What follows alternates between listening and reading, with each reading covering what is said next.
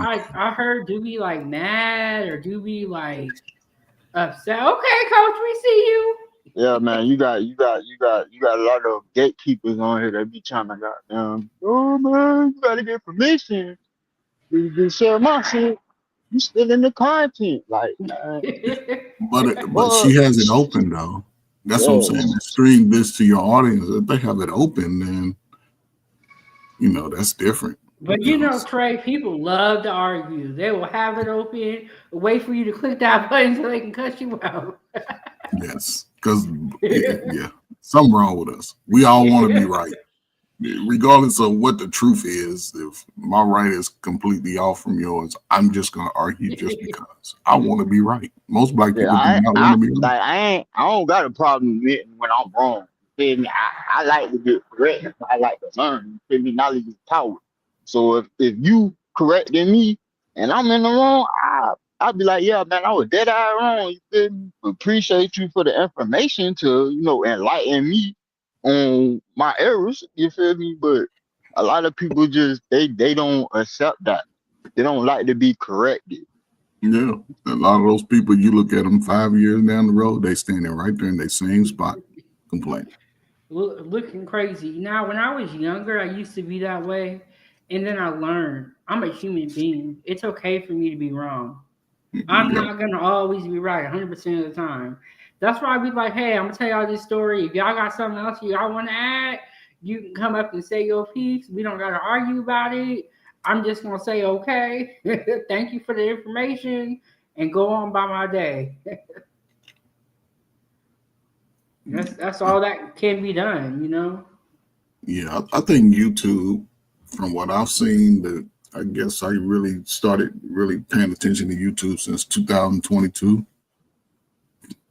It allows people. Listen, I haven't met one person yet that doesn't make $100,000 on YouTube.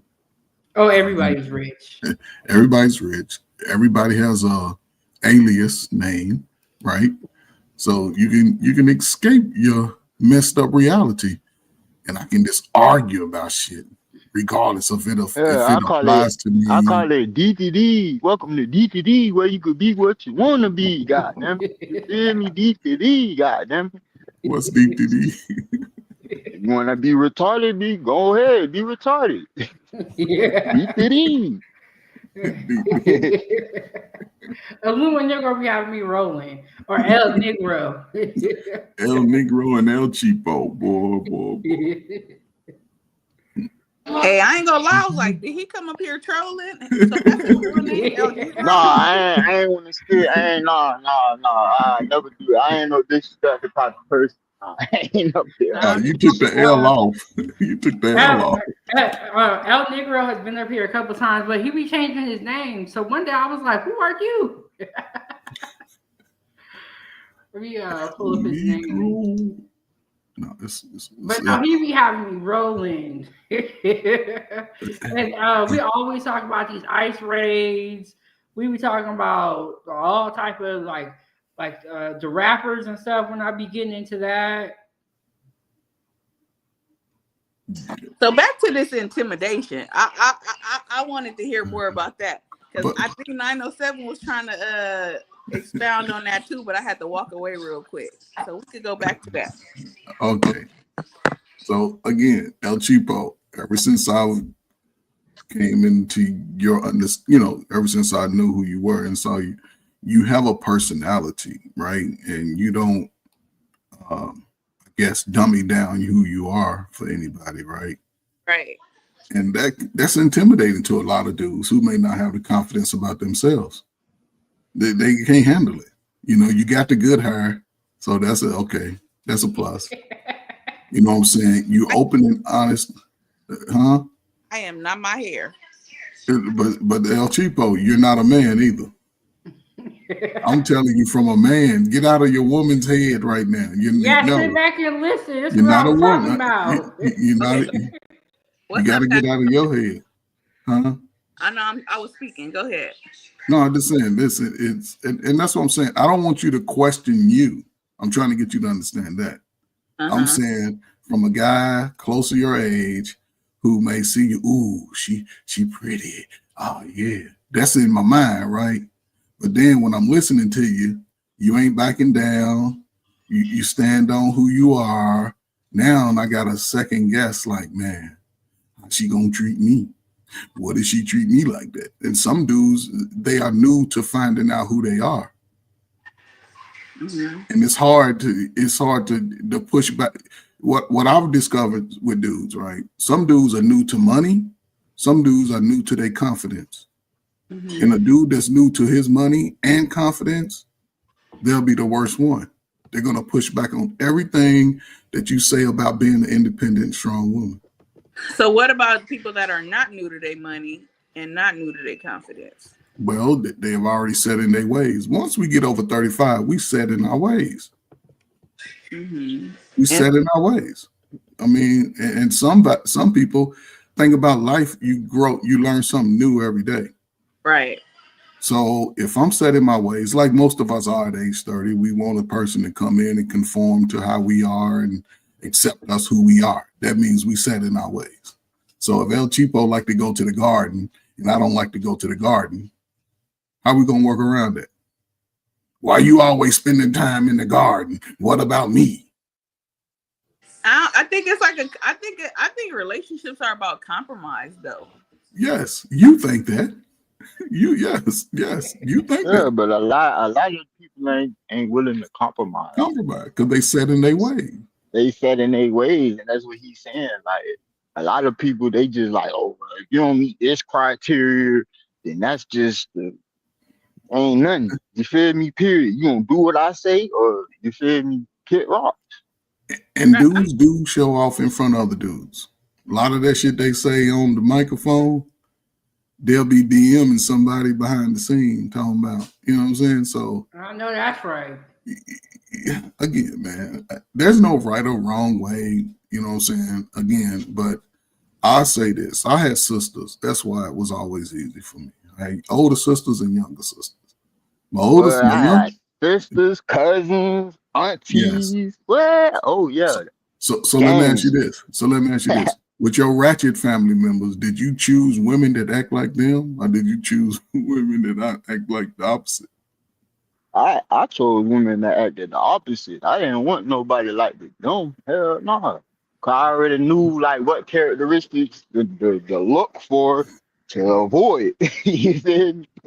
And a lot of guys they don't take that approach. They used to toxic family, so they comfortable with that. And then when that person actually shows up, now it's the problem. But you knew who that person was when you met her. That's what I'm saying. I hate when black people act like we don't know who people are. We know who they are. That's why we chose them. That's why we got with her. Oh, she built like a Greek goddess. That's why I chose her. But when you realize everybody else is trying to holler at her too, now it's a problem with her. But I don't know. El Cheapo, you're in a predicament. You're in a predicament. I'm in a predicament.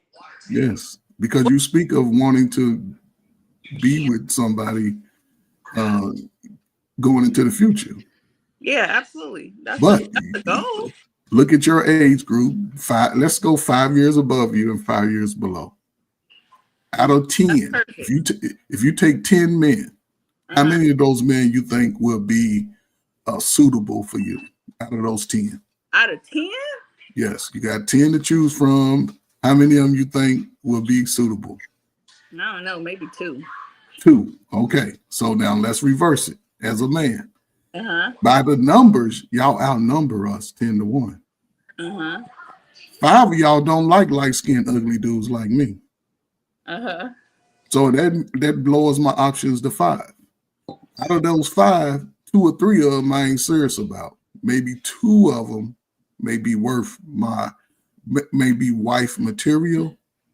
But so what do you okay? So let me ask you a question. Let's stay there. You got 2 that you like. Okay, you know you could see something with either or, right? What you doing? You juggling the 2 to try to figure out who's the better candidate?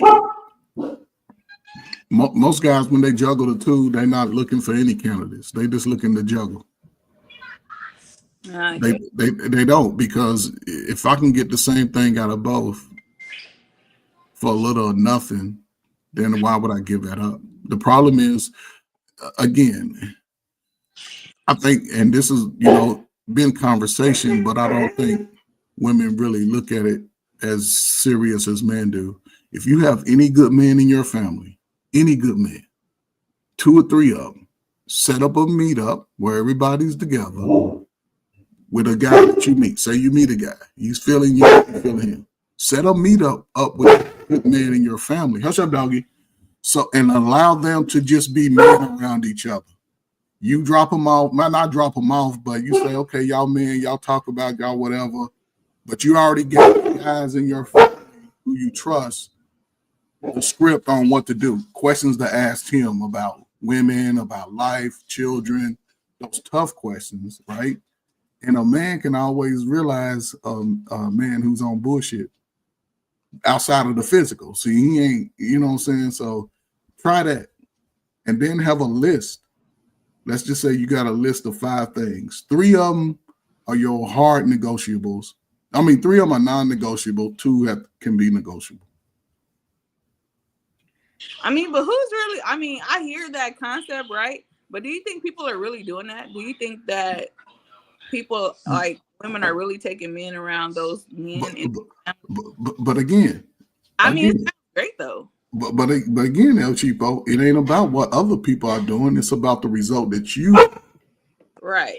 That's what I'm saying. It's about what you want for your long term, not about the other people. They can miss out because people are always going to push back on that.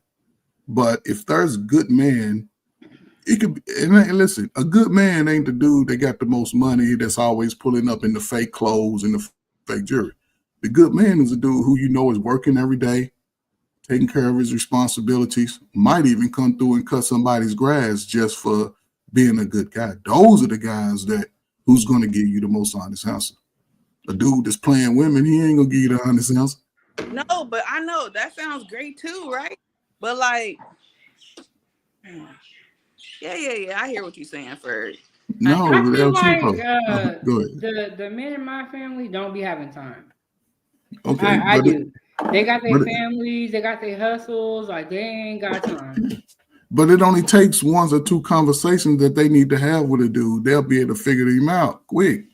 They're going to ask the dude. I'm sorry.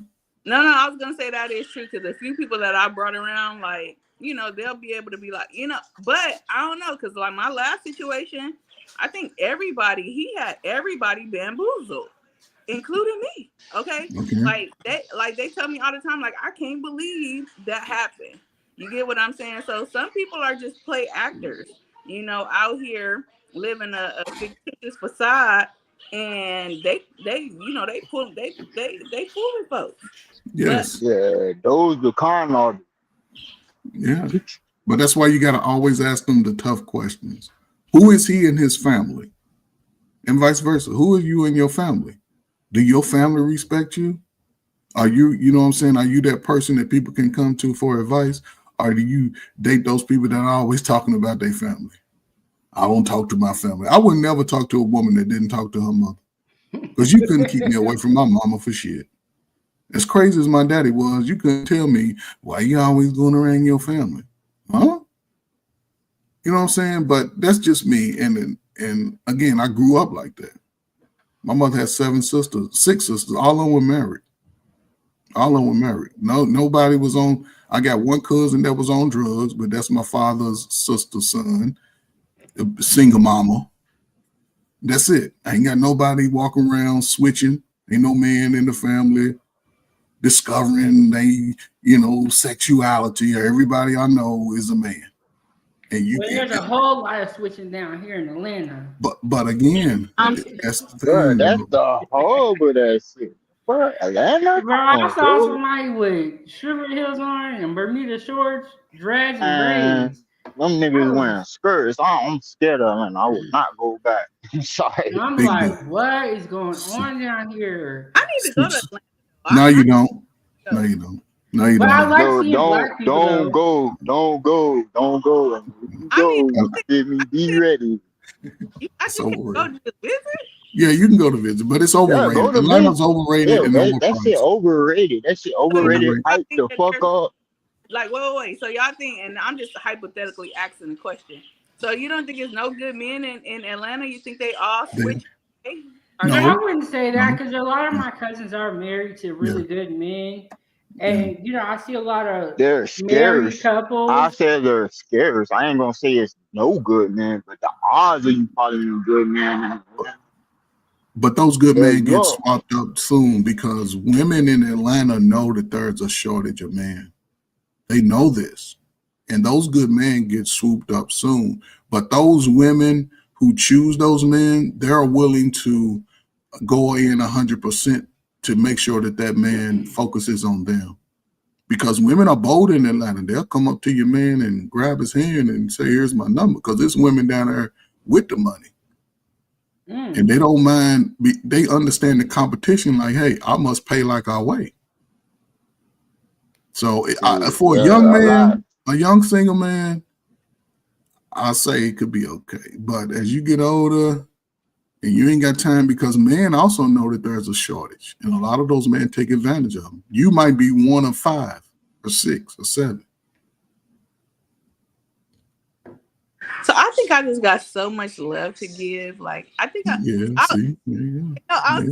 Like I just feel like I'm like so nice, like I don't know. Give it El Cheapo. Yes, you got all that, right? Nice sometimes like that I think people see that as like a person that they could take advantage of. I definitely agree with you on that. And it's very sad. Yeah, so it makes you kind of guarded, because like even when you want to give like your full attention or like really like invest into a person, like that's scary, but I don't know, man. That's why you gotta let men who you trust, who want nothing from you, sort of evaluate the man that you're interested in. And but also you can give them the script, say, man, ask him about this, and this. Tell him, ask him those questions. Right. And ask him tough questions, because a man that's really interested in you, he'll take on those questions. He'll do it. If a man really likes you, he'll show you around everybody that's important to you. If a female want to talk to me, then you gotta go through my little sister before that. But we go on the first date. My sister's gonna run the whole facts on your house. Real. I gotta get the whole facts before I even start a date. Real. Yes. But El Negro, aren't you already in a relationship with somebody? I'm just saying, hypothetically speaking, if I was looking, if I was looking, that's what happened, man. She met my sister before she met my mama. You feel me? It's real that, right? You feel me? Like what's your intentions with my broker? I know my broker gonna give you everything. You feel me? Whatever you want, you gonna get it. You feel me? So like before I even put myself out there like that, I want to make sure that you feel me, everything 54 before we even go forward. And ain't nothing wrong with checking the temperature before you feel me, put your neck out there, cause you don't want to make a mistake. One thing you can't never get back is time. Yeah, I agree with that. I agree with that too. So El Cheapo, what do you think right now is your biggest obstacle when it comes to a relationship? Trust. You not trusting them, and you not trusting yourself. Me not trusting them. Okay, and what could be some issues that would make you not trust them? You talking about? Wait. All right. Okay. Like not being consistent. Consistent in what way? Consistency. So like, like I pay attention to patterns. I think my problem is that I'm an overthinker. I don't know if that's a bad thing or if that's like something that's like a protective factor, but me overthinking causes me to think a lot, right? And so you know, in those thoughts, like I'm looking and I'm outweighing. And so like when I say I pay attention to patterns, like, okay, I pay attention to, you know, the phone calls, you know, when you're not calling, you know, XYZ. Like I pay attention to those things. Like I might not say nothing at the moment, but I am definitely evaluating the situation, you know. And so that'll cause my trust to be like, oh, this they playing, or oh, they probably got somebody else, or oh, you know. So I think all of those things like kind of like play against me. But happy. Yeah, but LT, but do you ask the guy? Let's just say you talking to a guy, you meet him, right? Y'all having a good conversation. Do you ever ask the guy about his work schedule? Yeah, of course. Okay, so I'm working 9 to 5, right? So give me 9 to 5 where we may have limited conversations. Maybe a lunch, 10 minutes. Hey, what's up, big head? What's up, little mama? Something like that, right? I may not be able to talk, right? But then when you're talking 5 to 10, that's when the engagement time should be at its highest. Right. You know what I'm saying? And yes, and this is me, and this is why I used to give my sisters advice. Though I used to always say, "Listen, man is going to show you how." That could be cool too, but then comes the inconsistencies of maybe not being available for a day or two. Like that type of shit will like make my mind be like, "Oh yeah," you know. Yeah, you have the right to question, like, okay, nigga, you've been consistent for 2 weeks, now you missing for 2 days. I would delete numbers. That's how I used to roll. Yeah, if I called you today, yeah, okay, you ain't answered the phone. Okay, cool. But now you're on the clock. Okay, she was busy. Okay, cool. But it's a weekend also. Okay, you can be busy running around. But if you're interested in me, you'll shoot me a text. Hey, I'm a little busy with my cousin doing their hair. I'll hit you back later. Cool. Right. But if you don't hit me back today and I don't hear from you tomorrow, then I'm not going to go through all those questions at that point. I already know. All right. Because I deemed you attractive when I tried to talk to you. So if I think you're attractive, I think other guys think you're attractive and want to talk to you. And you know what I'm saying? And it's okay because we early in the stage. It ain't like I'm going to see you next time and be like, oh, man, you ain't shit. Right. I ain't even gonna give you that pressure like that. I'm gonna let you, if you don't come up to me, then let me know. Like, well, she wasn't really feeling me like it. Some guys can't accept that. Right. So what if I feel like hypothetically, like if you like in a stage where it's like, y'all getting to know each other, blah, blah.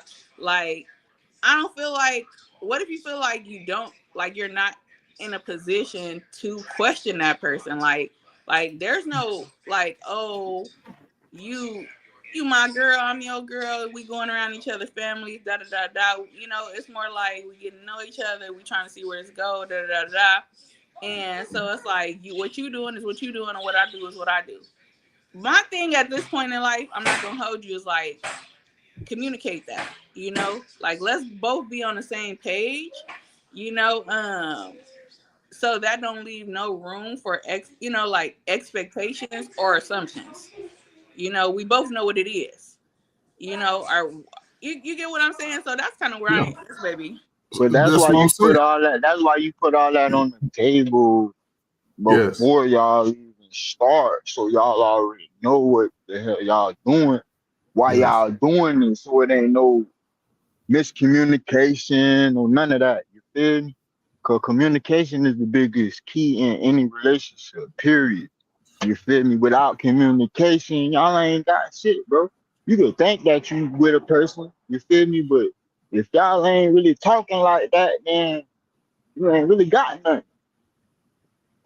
Yes. And so, you got to go ahead. I ain't going to cut you off. No, man, you spot on. I agree with that. That's what I'm saying. You just mentioned something about time, El Cheapo. You don't want to waste a lot of time. Yeah, time, bro. It's just time is everything. You feel me? So put that shit on the table. Let a bit know, hey man, look, this what it is, this what it ain't. If you ain't on that, then let me know so I can keep going and find what I'm looking for. I'm not wasting my time. You feel me? Because I can't get it back. I can't press rewind and be like, oh well, let me redo this and no, I'm going forward. Period. And that's just how it is. You gonna get with it or get ran the fuck over. Period. All right, I'm Negro. gonna keep it I going. got time to waste. Ain't no time wasted, bitch. Yeah, no, that y'all got some valid points. You know, and this is just like I said, these are we hypothetically speaking. You know, we just yeah. And then like another thing that I tell you, like I got little sisters and shit. So you feel me? Like stand on what you tell that nigga. You feel me? If you say you ain't gonna do certain things, stand on that. You feel me? Cause if you show him that you're a breaker or you're a fold, then he'll feel like he can play with you. You feel me? So stand on your square, you feel me, and don't let nobody take you off your square. You feel me? So you gotta demand that respect. Period. And that's hard to do when you are sexually attracted to somebody. If you can get over that, you'll be able to move the needle in your favor. A lot of people, they give in to their sexual desires too soon. Now, and I'm not saying you put a time limit on it, but a person will tell you if you pay attention to them and their movements, what they say and what they do, if they don't line up, then that's your answer right there. Sometimes people don't have to give you an answer. It's your answer right there. And I used to ask a lot of questions. Like, you ever had a train ran on you?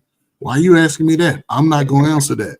Why you ain't going to answer that? Yeah, I fuck with Cody. Y'all be asking people that? Yes, I've asked that. Wow. So That's the whole fact.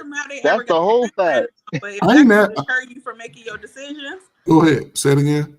I said, so they got a train ran on them back in 1990. You mean tell me? You mean 1990? You know what? They have the capacity to circle back around and ask me, can Ron come over here and we, you know what I'm saying? No, that's true, because that could have been something just at that point in time of life. That don't necessarily point in time into that shit no more. Okay, so hold on. So let's compare then to now. Okay. If you on YouTube and you just start telling everybody how much you've been ran through, do you think that'll carry you through the rest of your life, or you think somebody will just dismiss that? Depends. I think it's pro by that, but you know, because I mean, the fact of the matter is, we are a little older, and like, you know, some people ain't tripping off of that whole body count conversation. No, it's not the body count. El Cheapo, you have a young son, right? His girlfriend of 26 years old come to him and tell him that she's been ran through by Nug Nug and Skeeter Bump at the same time. And he comes and tell you, what do you tell him? Wait, say that again, because I wasn't listening. Go ahead. You got a young son, a young adult son, right? The girl that he liked come telling him that she done had a train ran on her by Nug Nug and Skeeter Bump. And he comes and tell you, what do you tell him? If it's the girlfriend right now, I'm gonna tell him, your ass up out of there. Nah, wow. Yes, you are. Yes, you gonna tell him that. Come on now. I think my answer will be a little biased, because obviously me as a mom, you know, like, yeah. No, El Cheapo, it ain't biased. It ain't biased. It's protecting. No, tell the truth. If my 20-year-old son come here and say that his 19 or 20-year-old girlfriend that had a train run on her, that conversation be way different if he came to me at 40 and said, you know, Mom, she did tell me, you know, back when she was 20 or 19 or 18, you know, she did this. I ain't go at that point, because I feel like folks done been through all kind of shit, all between them years of life. And so, no, I think I would be a little more understanding and give a person a little more grace at that age versus 20 years old and girlfriend got her train ran at 17. I get it. And this is where it becomes apples and oranges, men and women, right? Because women that give grace to other women regarding that past. Most men won't. Most men would tell their sons, man, don't know. So, Don't but get- it's okay. But it's okay for the sons to go run a train on a girl. No. That's the double standard. It's stuff. not. Oh, it's not okay. Nah, yes, it is because men will go and give a boy a high five for doing. Nah. I be scrawny niggas. It's like, come on, bro. Like it's male hoes just like it's female hoes. You feel me? Like that nigga a thought. That nigga a hoe. You feel me? Like, come on, bro. Like that shit apply both ways. You feel me? You think, oh nah, we holding these niggas accountable too on both sides. You feel me? Like, I don't fuck with him. Oh, he fuck with everybody. You feel me? He talk to who? You feel me? Come on, man. Same shit. I think y'all gotta be real. If a girl lose her if a teenage girl lose their virginity, they gonna shame her out the water if they find out. But if a teenage boy lose his virginity, they gonna be like slapping hands and giving condoms and saying, "Oh, welcome to manhood." Oh, no. But here's the catch to that though. To some regards, you're right. I'm not gonna say no. Right? You're right. But here's a father's sort of nugget, right, to his son, right? As long as we know that our son ain't switching, we good with that. And we'll celebrate that moment. But again, I could be lying, I could be totally off. I don't think most fathers who have the opportunity to have access to their child, son or daughter, is going to champion their child running around here just throwing the box out. I could never see that. If I'd have told my mother what I was doing, she'd have cussed me out every day. That's your mother. But hold on, my father would have been like, he'd have been like, boy, you better cover your little nasty ass up. He'd have cussed me out. But again, that's a different father type. My generation and under, we've sort of always been like, man, because it never was, because I'll say this and I shut up. From the time that I was a teenager, the one thing that I was glad that me and my friends took pride in is that we didn't run around telling stories on our Johnson. We wasn't running around talking like, yeah, man, I got with Shaquita last night, man. She was an old freak, da-da-da-da. No, we just kept it at that. You wouldn't even know that she had a baby by the ugliest dude in the neighborhood because they kept it quiet. Now everybody runs around like there's no value in it and just, you know what I'm saying? Just, I don't know. It's a weird time when young people who, in the dating age, that's why I always go with adult 21 to 41. That's the prime dating age. Those are the people who struggling the most to even build anything together. So what do we think about how do we move the future forward when the women saying, okay, don't have sex? Okay, cool. Sex, childbirths are going down. Yes, that's a trend. But then what about the future of that? Because I don't know. This is a scary time, and I think a lot of people go miss the boat because everybody get old. If you're going on 40, guess what? You aging out. You're aging out. So make a deal with somebody. Write that shit down. Matter of fact, make it a contract. Like, nigga, you come with me, you're gonna protect me. You're gonna provide for me, and vice versa. Everybody bring their Halloween candy to the table. Even the kids got to work. Take your ass to school, do the right thing. You're 16. You said, wait. You said at age 40, you said we aging out at age 40? Yeah, everybody age out. So you saying ain't no hope after 40? No, I'm not saying that. You age out of the job market too. You age out. You're getting old. You're starting to get gray hairs on your privates. We're getting old at 40. It happens. Ain't nobody exempt from getting old. Bro, he telling the truth. I mean, yeah, he is telling the truth, but but you can have confidence, El Cheapo. Yes, have confidence. But again, I see old ass people getting married. Come on. Yes, but those people are willing to work together. They willing to work together. That's fact. Yeah, they come together. They actually got like they on one accord. As long as you on one accord with the person that you going to be going after or going to be with, then then it'll work. But if y'all on two different wavelengths, it's never gonna work. So that's why you gotta make sure you equally yoked out here. Period. You know, the Bible talks about that equally yoked. But that equally yoked ain't equating to money either. It's the mindset. That's the catch. It ain't money. It's the mindset. I didn't just say money. I definitely agree with mindset. All of that. Yeah, because if we supporting each other, you can make money and I can support that, or I can make money and you support that. And, you know, again, everybody's at different stages because the generations of yours, LG, y'all believe that everything before y'all was terrible. It's so bad. Struggle love. How is it when granddaddy passed away, he left the house to grandmama? They owned the house. You know what I'm saying? They built from zero. We're talking about people who didn't have a high school education, who came out of the worst subjugation in history and built and owned property. They owned it. We can't now. Modern people can't even afford a house.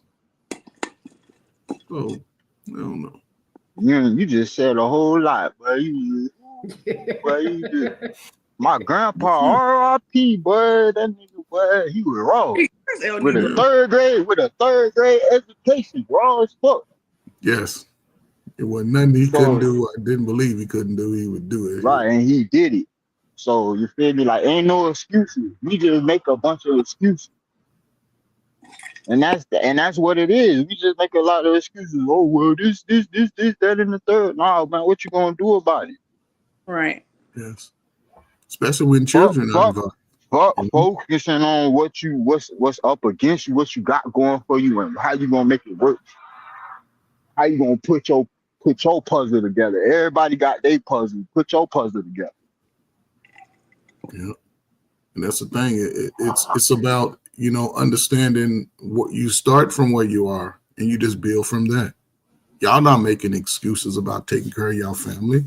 Y'all trying to be the best example, and that's the thing. It takes time. Everybody want to be a CEO, but niggas can't even add up and multiply. Niggas don't even know how to divide, but they want to be CEO. No, it doesn't work like that. Hey, Faith, well, she said your hair cute, love. I can do that? Wow. You have a MacBook? I heard you do that with MacBook. Trey, you are right. People are skipping steps in life. Mm-hmm. They want to go from living in their mama's house to owning the business and have all this money and worry about the cars and the shoes. But the problem I see is finding somebody that don't got that mindset. But that could also be because I'm down in Alaska and I have realized I've seen more Black people in these this month than I've seen in the past couple of years. Yeah. There's no right or wrong way of being a parent. There's no right or wrong way of being an adult, especially living in America. You just have to forge your way. And I don't know what, listen, Coach Ferg, I ain't going nowhere. You think that y'all can leapfrog me with my 35 years of experience out here in the world, and y'all don't know what it's like to be 45 yet? We value your experience first. No. What I'm saying is, I understand. I've always understand who I am. I've always understood that even when I had her, not every woman like light skin. So they limiting their options. When it came to a sister, she can be the darkest woman in the room. She can be the lightest woman in the room. As long as she has some personality and has some qualities that she's willing to enhance, and she has to be able to cook at least one favorite meal outside of spaghetti. Be able to, do something. I ain't eat nobody's spaghetti, but I'm telling you, but I ain't eat nobody's spaghetti, but nope. See what I'm saying? Hell nah. Nope. That's crazy as hell, man. Nah, cause people put voodoo spells on me. Yeah, that I believe in that woo, and I seen, you ain't finna have me going crazy. Well, I know this, y'all gonna eat my spaghetti if I give y'all some. You better see. We gotta. I gotta see it being made. Yeah, see, that's the thing. Yeah, that's the thing. You gotta see it being made. You make it with love, you know what I'm saying, in front of us, and that's the thing. I used to watch my mama do a lot of cooking. I never saw my father cook at all. That nigga ain't cut the grass. He ain't do nothing. All that was for me and my brother. My mother, when all my sisters got of age, she ain't wash a dish. She ain't do none of that shit. birds is hungry. They like, can you But please? but again, she provided that. She used to work at GE till she retired, but we ate good every day. I was the wildest kid in my family. I was the wildest one. But I don't know, man. It's just a different time, man. I think people got opportunity to sort of change the tide. And I don't know if y'all see it, but just based off numbers of, work and employment, brothers' numbers are going down in unemployment, going up in employment. Salaries are increasing, especially over the last 3 years. You seeing the number shifts.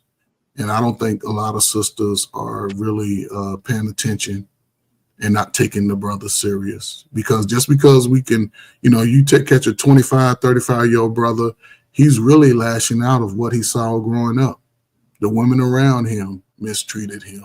The girl he liked in high school slept with his friend. And they look at that and they lash out against it. But at some point, for those men to be better, they have to give it up. Just like a woman, you can't take your experience with what you did in your early years, realizing you didn't choose the right dude or you was just having fun. You can't take it with you. You have to sort of address it, leave it in the past. So when your blessing do come, you open to it. You're in a better space. So. But I also think everybody is not meant to be married or in a relationship. Some of us are going to be single. Yes. If you look at the math. Yes, because y'all. I don't want to be single. Y'all number us 907, 10 to 1. So for every one of me, it's 10 of y'all. So a lot of y'all gonna be single. It's just the way the numbers are. You don't conquer a nation of people and bring in more men. You always bring in more women. Always. I want whatever God has in store for me. I'm just gonna leave it at that. I'm not gonna stress myself out during my life trying to look under a rock, needle in a haystack with somebody. Yeah. If that's what God has for me, that's what He has for me. Yeah, I agree. One of the hardest things for a man to ever do is to find a wife. It's in the book. It's in the Bible. It's like finding a jewel. It's hard. You don't just see diamonds on the streets every day. You got to go digging deep in the mines for it. Just like finding a good woman that's worthy of marriage. It's one of the hardest things we'll ever do. And I don't think men look at that because men be like, oh, I got money. I got this. Why I can't get a woman? Well, it's something about you also. And it's can y'all hear me? Yeah, go ahead. It's so crazy. I was talking to somebody yesterday and we were catching up. And they were telling, because they're engaged. They've been engaged for since 21, right? And so, the year. And so I'm still ain't married yet. Y'all think I know kids yet? And he just like, I'm like, what you mean? He starts spilling this. Oh, I don't think, basically, he don't feel a piece of paper constitutes what they got. They done attain houses. They done attain cars. They done attain all of this wealth together, and he feels like that substantiates their commitment to one another, right? And I'm like, and so she's a different culture than him, and in her culture, she can't have a baby until she married. And I'm like, she ain't got no kids, and I'm just like, but if she I told him, I'm like, I feel like you being selfish to think this way when you know that she ain't gonna outright just go against her culture and have this kid. She already done went against her culture and got with you. Because I guess apparently they didn't want her with him or whatever. So she done went against the grain, but now you done proposed to her. And then this was something that really hit hard. I hope you don't watch my channel. But her dad died not too long ago. And I seen it on her page because I was snooping a little bit. I was like, it resonated with me because when my daddy died, I was still engaged. And I felt some kind of way because I was like, dang, this dude waited so long to where my dad didn't walk me down the aisle. You get what I'm saying? I feel like he had taken that opportunity from me, because I was waiting around for this marriage to happen that never happened or whatever. So I was just sharing my experience with old boy, my thing is if you ain't planning to shit, get off the pot. Like, you know, but he ain't looking at it like that. It's like, I'm not holding her here. If she don't like my program, then she more than welcome to go. But again, and to see, this is why I think people don't really learn laws and things like that. They in a common law marriage anyway. Right. If she leaves, she gonna get half that shit anyway. Right. No, You know, so again, you know, and that's the thing. It's not about, see, to me, it's just not about being married. I wouldn't suggest nobody get married if they're not ready. You know what I'm saying? It's about how you, if I'm identify as a Christian, what do the laws of Christianity say? If I'm a Muslim, what do the laws of being a Muslim say?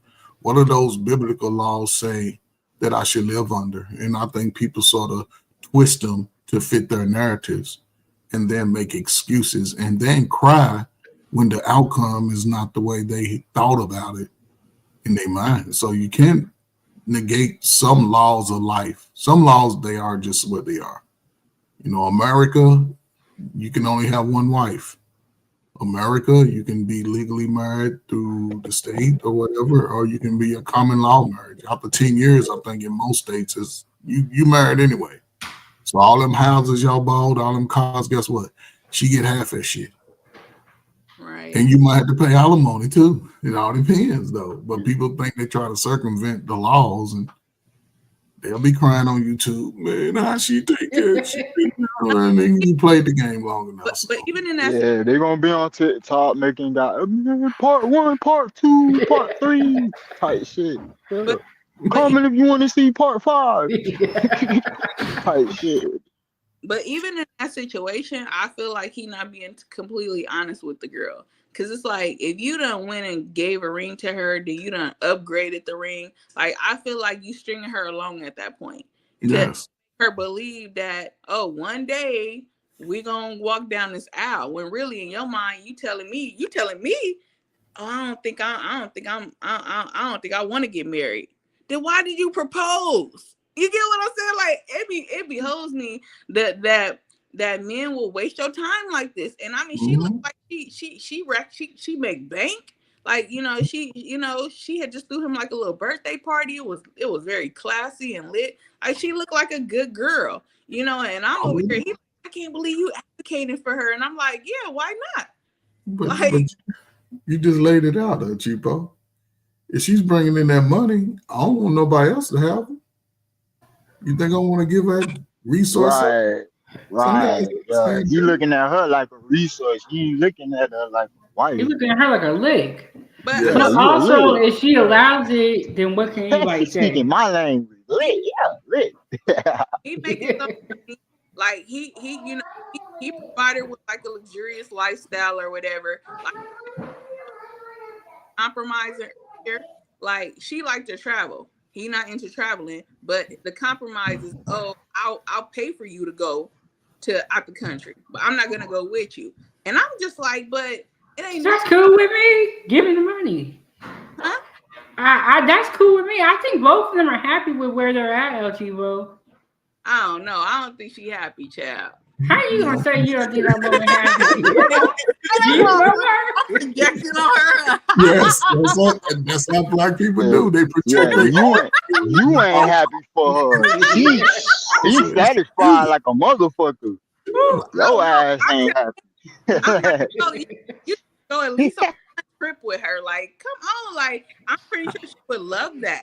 Like, They got a good arrangement, El Chivo. Otherwise, Look, she probably kind of going through it because she lost her daddy. She may not even be ready for marriage. If they've been engaged for 4 years, they ain't tripping. Then why you tripping? no, I'm not tripping. I just like 2 years, so we was just catching up. And I was asking questions. I asked questions that people are scared to ask. It is what it is. Hold up, El Cheapo. Hold up. This is an intimidation part. Hold up. I'm sorry. Hold up, El Cheapo. Listen. Now, see that sentiment you just said something very key, right? What? You ask questions that people are afraid to ask, right? Yeah. Now, you take that same damn mindset into any man that comes into your life. Ask those damn questions. Don't be asking just somebody that no. Ask the man that want to get with El Cheapo. Hey, nigga, What about this? And what about ask those questions? Period. I'm gonna start asking the questions. What's going on? What's good? What we doing? Yeah, cause you show me questioning me. Yeah. Shit, you might as well. Shit, you might as well. Shit, especially when it's dealing with your heart. Hell Right. yeah. Right. Just ask them in a good way, a nice way. Find a nice way. Yeah, ask them real gently. Don't be you can ask questions through stories too. You know that, right?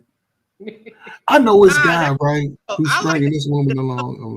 I like to ask direct questions. Like okay. I need a definitive answer. I don't want to beat around no bush with no stories and shit. No. You need to answer me directly. See, we like to use hypotheticals. El Cheapo, I know this guy, right? He liked this woman, right? He claims he likes this woman, right? And the woman's feeling him.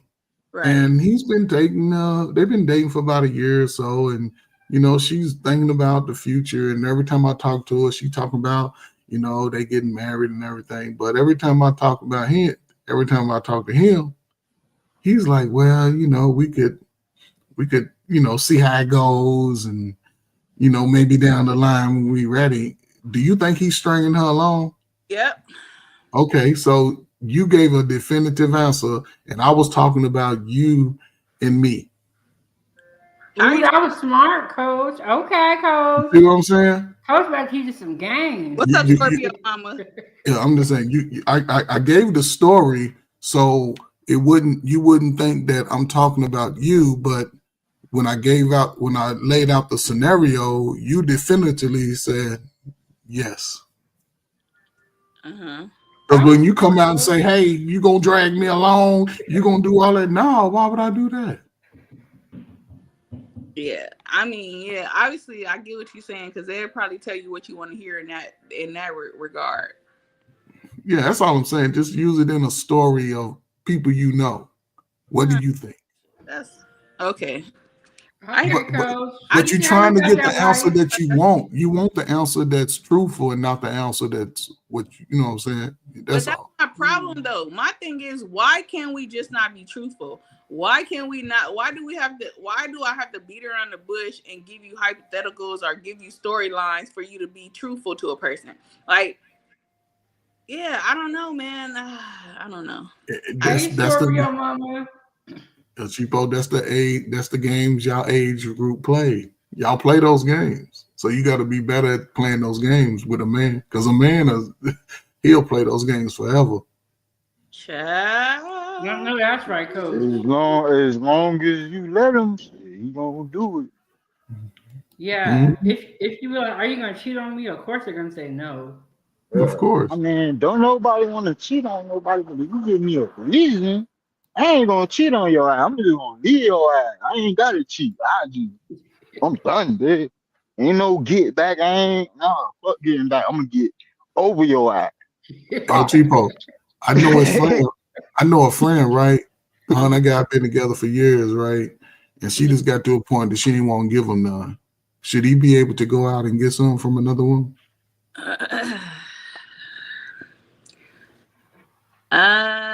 You want me to ask that honestly? Yes, honestly. You just talk about honesty. Or do you want me to hear? Nah, just playing. I mean, to be honest, I feel like if you withholding sex for me, and I feel like go get it from somebody else. Yeah. Okay. See what I'm saying? So if it's a man, if you ask the man that question and he says that, then you know where he stands with that type of life with a woman. He expects to be able to be intimate with her. You know, you can't hold out with that dude because there's a possibility that he may cheat. That was smart, Coach. Okay. And vice versa, though. That was a trick question. He set her up. But she answered it truthfully, though. I'm just saying she answered it truthfully without looking at it. See, that's what I'm saying. It doesn't have to be pointed directly at you or me to get the truthful answer.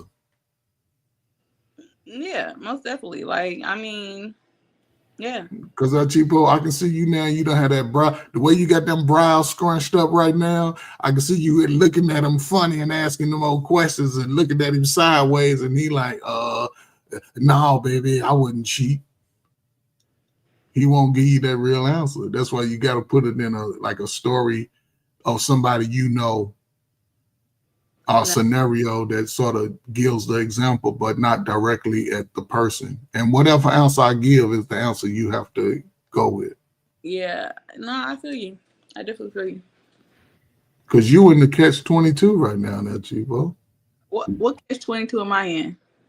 You understand what's out here when it comes to men, but you also want to be in that space with a man. True. This is the catch-22. You are absolutely right. I know. Let the church say amen. I was single before. I was 30-something before. Yeah. Military experience, college educated, body like a god. Yeah. This nigga. Preacher. I'm just saying though. But I used to be like, huh? Nah, nothing. Yeah, at least that's what I thought. Until a woman go say, I don't like light skin, bald head. What do you mean? Trey, it is what it is. Was they doing that whole light skin, dark skin thing back in the day, or is that they've always made reference to complexions in the Black community. I used to be. I've been called more. They dogging the shit out of y'all light skinned niggas on TikTok. I've been more niggas through Black people. I've been more.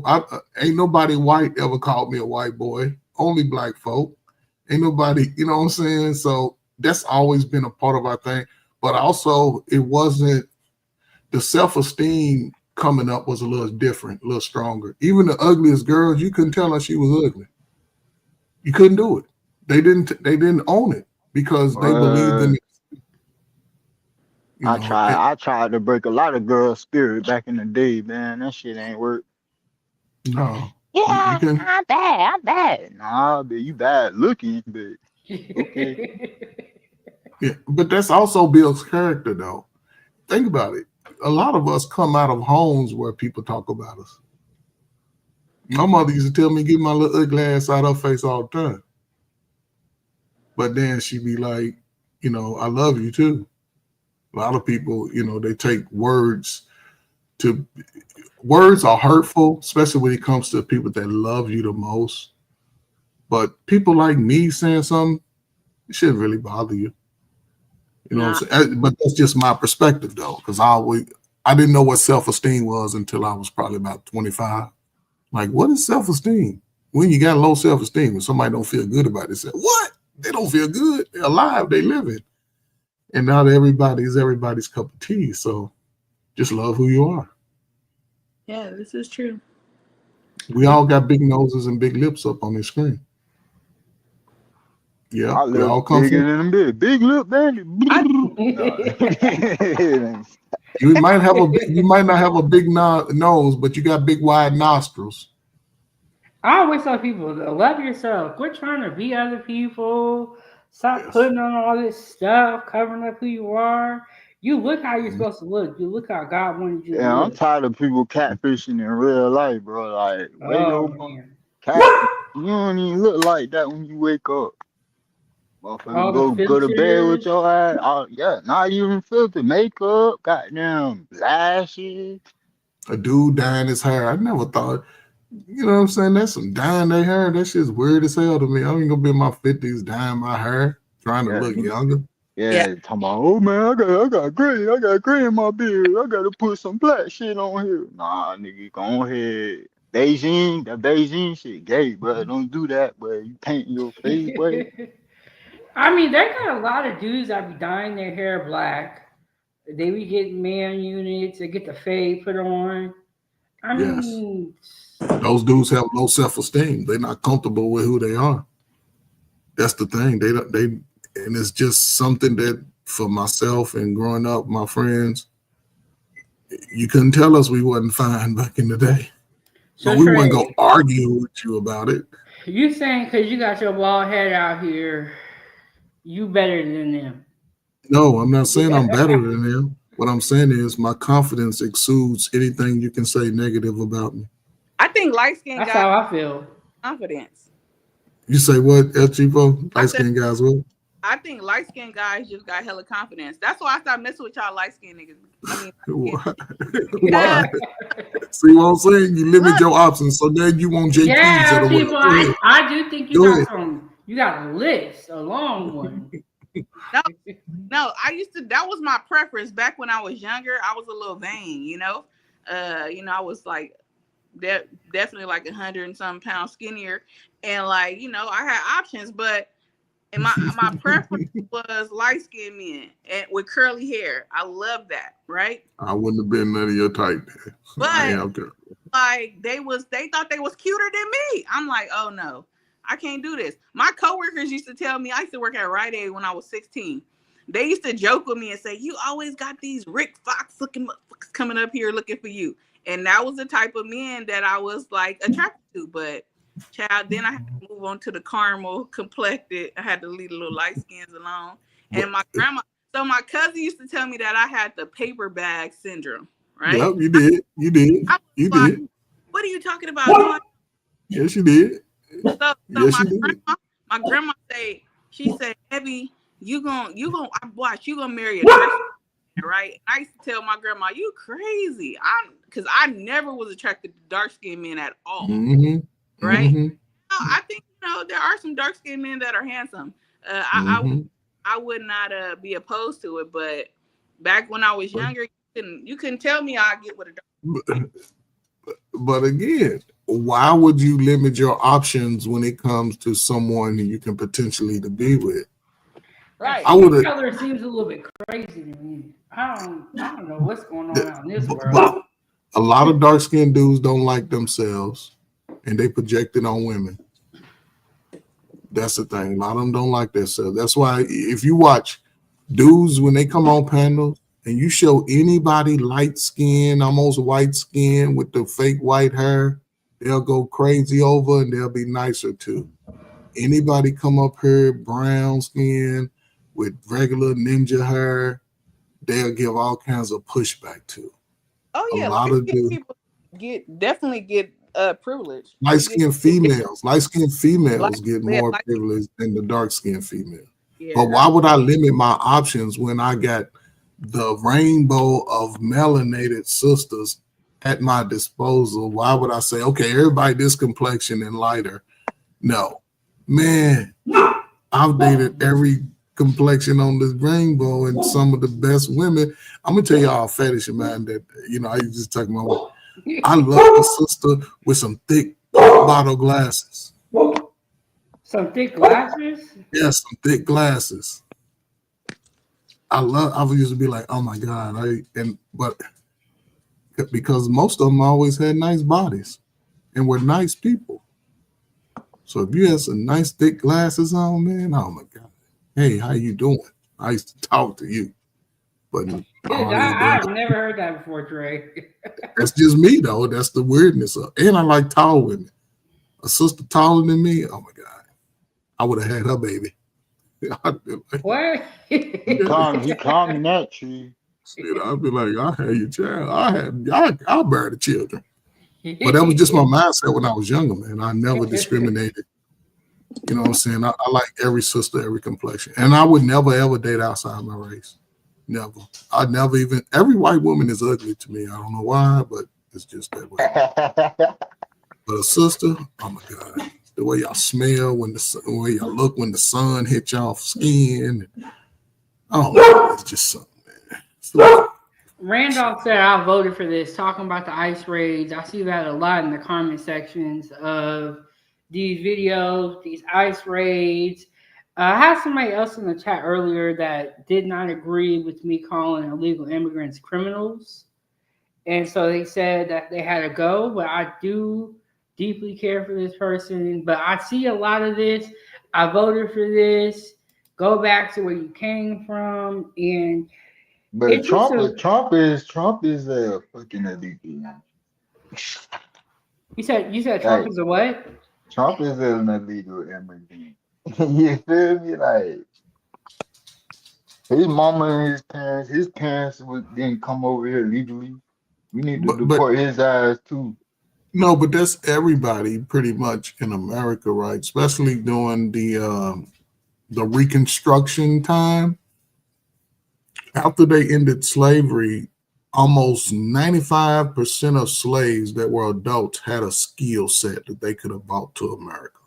They all had a skill set. They did all the work. White folk ain't invented nothing new to make life easier for ninjas. Black folk had all the skills, and what they did to shut them out is they went to countries and saying, give us your least desired people and let them come to America. And they were given spots that we should have been given. They were given the lands, they were given the opportunities that Black people were not given.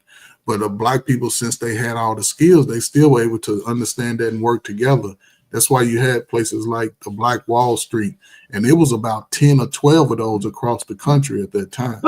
That one just got the most notoriety because it was burned and it was covered. But there were other ones also that were sort of dismantled, and people were displaced. So, and that's what I'm saying. Most everybody in the last 125 years were immigrants, and they were able to sort of, even like most Jewish people, a lot of Jewish people wasn't in America. They were over in Germany. So they displaced them and they come to America. A lot of these countries now, these Ukrainians and these other countries that are at war, where you think those citizens are going to come to? And when you look around your city, you see all these new apartment buildings going up, you see all of these housings going up. Those housings are for those people whose countries now are being torn up through war. They have to find a place to put those people. And a lot of those people are going to get access. It's like this. Americans are going to get first right of refusal. I always say that crazy. Meaning these spaces, like these jobs that are becoming available because they're doing these ISIS things, and even some of the low tier jobs, Americans are going to get first right of refusal. So if they refuse to go into those jobs, they're going to bring in immigrants from these war-torn countries to go right into those positions. People don't see it like that because, I learned a lot when I went to the Gulf War, and I was around generals and I was around a lot of higher commanding people, and I used to listen to these conversations. And the stuff that's going on now, I used to tell my friends back in the 90s. They'd be looking at me like, man, you're lying. America is the greatest country in the world, blah, blah, blah. Do most people feel the same way about that now? That America is the greatest country? Most people hate America, living in America. No. Other country. What's up, Smoke Up? What's up, Smoke Up? El Cheapo, what you over there smacking on? That chicken lick tender. See what I'm saying now, Cheapo? A man, a brother be intimidated by you over. Some jasmine rice and broccoli and cauliflower. What? That shit. Oh, that shit. See what I'm saying? Making me hungry. See what I'm saying? A brother that's the man said it? Trey saying most niggas ain't ready for this ride with you because you got a lot going on there, people. You got 20 hustles. Don't want real. Oh, I'm sorry, Scorpio Mama. Men don't want real. They want you to give them this representative. No, I'm gonna give you me. This is me. Yes, and that's what I'm saying. A lot of brothers your age, they ain't built like that. They ain't built like that. It's intimidating. Not saying there's nothing wrong. Right. You got to get your old man. Not an old man, just a dude that got confidence. And you got to ask him those tough questions. Ask him, has he ever been pegged by a man? I do it like that. Whoa. Especially if he come rolling up on you on a date and he got on some flip-flops. Hey, nigga, where you been at? I'm just saying, man. These conversations were easier back in the day. Now everybody's scared to ask those tough questions. Hey, you come home, look, you wonder why his friend Ronnie always over, and you're like, hold up. Not Come Ronnie. and see Ronnie's panties all on the floor. They done moved to the bedroom. All right, you looking like be on that bit looking like Go Yayo. Go Yayo just got exposed by his I saw that Illuminegro. What happened with that story? Because I saw something but I didn't click on it. What are they saying about Go Yayo? Go Yayo was caught in a compromising position by his BM. Yeah. Who is And Go? everybody, yeah, I guess he's a rapper out of Texas. Remember the Texas rapper who had died at the gas station with his Mo3. daughter? With his Oh, daughter? no. No, Yeah, it was yeah. like G I Money think it was Lil Lil. Ronnie. Yeah, G Money Lil Ronnie, some shit He like was that. friends with Go Yayo, and that's how I know about him. Hey, Yeah. Bridget. So they saying he gay or something. When you But say compromising position, man, that man was booted over, butt cheek spread, all type of shit, bro. what? Yeah. And a compromising position can be anything. If we in the tight quarters with our shirts off, if we sitting on the couch, shoulder to shoulder, all that shit suspect to me. Well, I just painted the picture without looking at the picture because I ain't trying to look it down. So I'm gonna look at the picture because I come from an era of men. I come from an era of men. These 240 and under men, they all look different. Y'all, yeah. When I start seeing young men take showers with shorts on, I knew it was changing. Huh? It was a different time because athletes, we, you know what I'm saying, we men, we wasn't.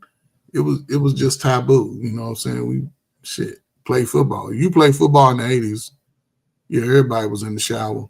When nobody grabbing on each other and making comments about man's sexuality. We all understood what it was. It was men. Today, since the crack era, yeah, we get all that now. Get all that. I thought you wasn't gonna make reference to the crack era. Yeah, you had to do it. But see, that's a time frame. Y'all was kids, though. El Cheapo, But we've been up here for 2 hours and Trey ain't said it once. I'm very proud of you, Trey. But you got to look at the time when a lot of that changed. Mothers and sisters was getting strung out on drugs too. It's one thing for men, but when the mothers and sisters get strung out on drugs, that changes the game because a lot of these women had children. Right. A lot of these kids are adults now. What do you think they're doing? They fighting. You cook that El Cheapo? Yeah. Yeah, you tell she cooked that. She got all them thick ass broccoli, all them good vegetables up in there. You know what I'm saying? Yeah. And see us? Go ahead. Hey, Garcia. But El Cheapo, remember when you was just starting your garden? Yeah. And you thought that I was coming down on you about your garden? My heart. Bro, I was in the comment section. It was so damn funny. But look at your garden now. You was like, you're not doing it right. It's not gonna grow. I'm like, hey. She was like, they was like arguing. She was like, I don't get it. It's okay. I'm just doing this for fun. It's all right. See what I'm saying? See, I wasn't taking it for fun. I'm taking it as a way of life. Because look at it. It's changed your life. That's all I'm saying. Okay, so somebody asked in the chat, Richard said, who is LSG? This is LSG, Illuminegro. Hella funny. And every time I have a panel show, he's been up here a lot. This is the longest he's been up here. Normally he say I normally pull the disappearing act by now. He said he be out. I thought you was Levert, Sweat, and Gill. LSG, that's a group. Long spoon game. What's behind door? What does long spoon game mean? I saw that. I was just gonna ask you about that. That just means feeding. I just keep people at a distance. You feel me? Like I fuck with people. You feel me? I choose who I deal with. LSG, long spoon game. I mean, like everything's on the need to know basis. That's just what I'm be. It ain't we're not a criminal organization, none of that. You feel me? I don't need no Ricos coming, none of that. Yeah. Mm-hmm. I'm not affiliated with nobody. I'm affiliated with God. He's like, we gotta get that established right now. They're coming down with these Ricos and all this. They're coming down with it. So what y'all got going for today? Well, damn, the day almost over with. It's almost over. The day over. I woke up late like you. I get up late every day. Man, yeah. I gotta wait. Don't work. I've been seeing on YouTube, man, everybody been talking about the potential scam ran. I've been seeing that. That's what I'm telling you. Man, they on every channel, man. That's been wild. I was people came and told us a little bit about it. I didn't hear nothing about that. Yeah, what you know? Listen, I know everything. I was just on the sidelines watching everything play out, right? This is time for tea tray, so we can be messy over here. Well, it started out. It's an old beef that's going on. I don't know how many years old. It was an old beef with Daryl and another guy. Daryl has been quoted as saying some egregious things about what he would do to people's children and everything. And the way what he was doing, what I saw was he was just lashing out. It wasn't that he's actually done it. He was just lashing out to get back at people. But there's someone who's actually been convicted of that. You know what I'm saying? So, and he was just pointing that out like, hey, this person's done it, has been charged and convicted, but y'all not giving him smoke for that. Y'all giving me smoke for the fact that what I said.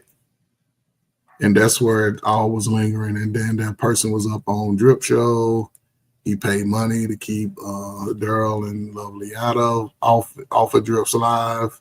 Said they couldn't come back. Daryl be like contributing a lot, so he probably and then it sort of played out to where he said, "I give you $500," but okay, here's how it worked. He paid $400 to kick. Okay, you know how Shanika and everybody's on the panel. He paid $100 to kick them off, put them in the back. So it was just him and Drip for the next, I don't know how long they was there, 30, 40 minutes. And then he said, "I'll pay $500 to make sure Daryl and Lovely, I guess Daryl's wife, don't get to come back to the show." So he gave Drip another $400, and instead of giving them $500, then people saying, "Hey man, he only gave you $400, boom, boom, boom." But Drip is already knowing, like, Daryl go hit him up, and so Daryl, I guess, that's supposed to have hit him up on the back end outside of YouTube and pay, because the dude said if I pay this $500, he got to pay $1,500 to come back. So apparently that transaction took place off camera, and then Drip showed his phone, and people were questioning whether or not that they actually sent the money, and they was going through the cash app.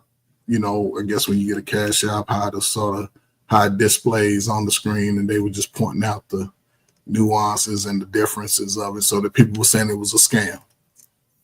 And that's where it was. It was from that point, people was, I don't know, I seen it on about 4 or 5 channels. And I know at least 3 last night before I went to sleep. I'm like, damn, they really own this. And it's just, to me, it's something that's never going to stop. They're going to keep going back and forth, and people are going to say people are scamming, and people are going to try to defend it. So it's just the same YouTube fight process that's really ain't moving the needle, ain't fixing nothing. Ain't doing nothing. Yeah, just continues. Breeze, we're talking about this beef between these YouTubers that said somebody was scamming and all that. Trey, what do you think? I mean, I don't know, man. I don't really get caught up in it because I visit people's channel, and I don't necessarily, I'm not a person that's going to be running back and talking about this and that, and I stay out of that stuff. That's out of my league. That's out of my league. But again, this is what that generation does. They talk about each other head to toe, and instead of just addressing it with the person, in real time. You know what I'm saying? And that's something I never did. I'm not gonna be running back and telling what somebody else said about somebody else. I think that'd be my problem though, when things go left with people, like things like there's been like I was in this whole other sector or whatever, and like there was content creators we was like all cool with, like behind the scenes, having conversations and all that. And some stuff had came to the forefront, and we all just separated and parted our ways. Like nobody came out putting text messages out, nobody came out trying to expose nobody. Like everybody walked away with integrity, Mm-hmm. you know, I see a lot of content creators when they fall out with each other, like they Yes. quick to want to throw people under the bus and expose people like that. I don't agree with. I'm just like, if you fell out with a person, cool, like let that be. Y'all, you know, y'all friendship ran its course. You know what I'm saying? For whatever the reason, y'all party ways, go on y'all separate ways. I don't feel like it's necessary to try to like come out and just like, you know, put people out there. But you know, everybody handle their stuff differently. But you know, I Yes. that. But for a lot of these people, that's how they make their money. It sounds like Drake did make some good money on all that drama. I hope all that drama don't give him a heart attack, stress him out, send him to the hospital. But that's what they want to do. They're Oh, grown. I was speaking in general though, but yeah. Mm-hmm. And I agree. When I am not cool with somebody, I just block them, cut them off, remove them from my life, and that's it. I don't go around talking about this person, that person. It's too much stress on you. Yeah. Too much And energy. then the thing about us black people, we are cliquey. We cliquey people. You know what I'm saying? If y'all don't agree with me, that's cool. But then to not agree with me, then run around talking about me behind my back. That's right there. That doesn't help anything. It doesn't even help you for carrying that energy into your life. But we hold on to grudges just because we may have disagreed in one line. Now all of a sudden, oh, I don't like, I be a fool around. I don't like El Cheapo, man. She's always keeping it real and saying stuff. No, man, that's just part of the situation in the moment. I'm not gonna come back and every time I see El Cheapo, no, but see El Cheapo in 2022, see, no, you, and that's the problem. People The grow. dog don't even agree, or he agree with you. The dog Fuck was dog. like, child. That dog like get off the internet and take me for a walk. No, she got a backyard. She just Yeah. see some other dogs. I got some other dogs in the name, across the yard, and She's trying to get her little cootery up. I'll be right back. I ain't got no 304 dogs. Stop it. My dog's got a good daddy. Look, the dog could be like you back in the day. No, my girl dog. I got 2 girl dogs. Ain't none of them gonna be like me back in the day. No, they'd have jumped the fence by now looking for. Let me let her out. Okay, and then Breeze got a good point. He said being messy is a check now. It sure is. Yeah, no, because I mean, nobody want to talk about other stuff. Like your views is gonna be low, but once you start talking about the mess and all of that, like people are. But in the long run, I don't think it pays off, except if you are talking about celebrities, people that you don't know. When you start talking about people on the common level, Mm-hmm. you know what I'm saying? Like then it gets real petty.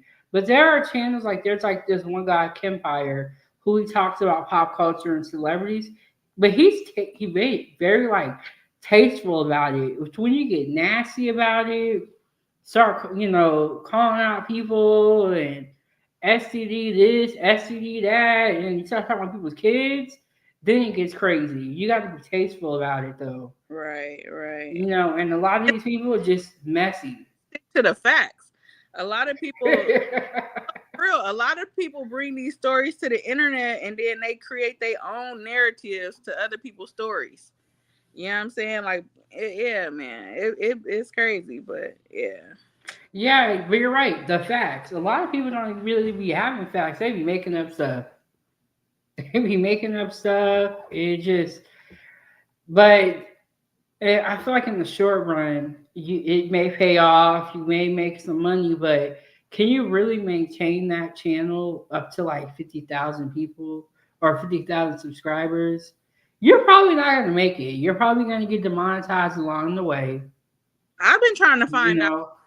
I've been trying to get to the mommy sector for about 100 years now. Now told me the mommy sector is ghetto and they get their kids taken away.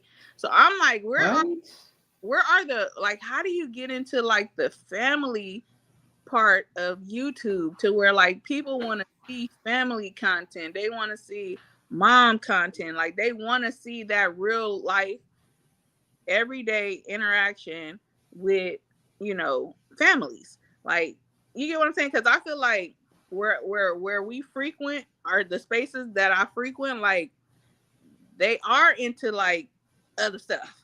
Like I think you be messy. You be after real messy channels. Now the stuff that Ava be watching on YouTube, it do be families and they do be happy. But I feel like we are in. Not I even say me because I don't be over there that much. It gets real messy. I think you got to start watching better quality stuff. That's the thing, though. I don't want to fix your algorithm. I don't want to watch it. I just want to produce it and have other people watch it. But see, if you watch it, YouTube will start suggesting those videos. You down here in the gutter, El Cheapo. So I think your algorithm messed up. Yeah, I mean because even the space I came from before, it was like the mukbang, mukbang tea sector. So, even with that, like I still was producing different content, but I was getting like those people from, me interacting with chats. So I think that I would have to go and be interactive with other family channels. I get what you're saying. But I don't know. Yeah, you're down here with the broken people. But I get it. It's entertaining sometimes. But like even with me, when on my new channel that I started, Time for Tea, I don't go to certain channels because it'll mess up my algorithm. I go to like the news. I go to like more like the hot topics. I don't go to some of the messy channels because they don't mess up my algorithm. So you saying the hashtags and stuff don't work? I assume that when you put videos out, you put these hashtags that it will put you in the areas that it needs to go to. So that doesn't work? I don't know if they work or not, but I also think that a big part of it is whatever you're watching. YouTube is going to recommend that type of content. Like if you're watching JP, the type of recommendations you're finna get are not finna be that good. You ain't lying because I'm telling you, why did I get put on do you watch Kendra G? I do. I'm not as much anymore, but I used to. So do y'all know Gizmo? I mean not Gizmo, that's his daughter. Do y'all know Awesome?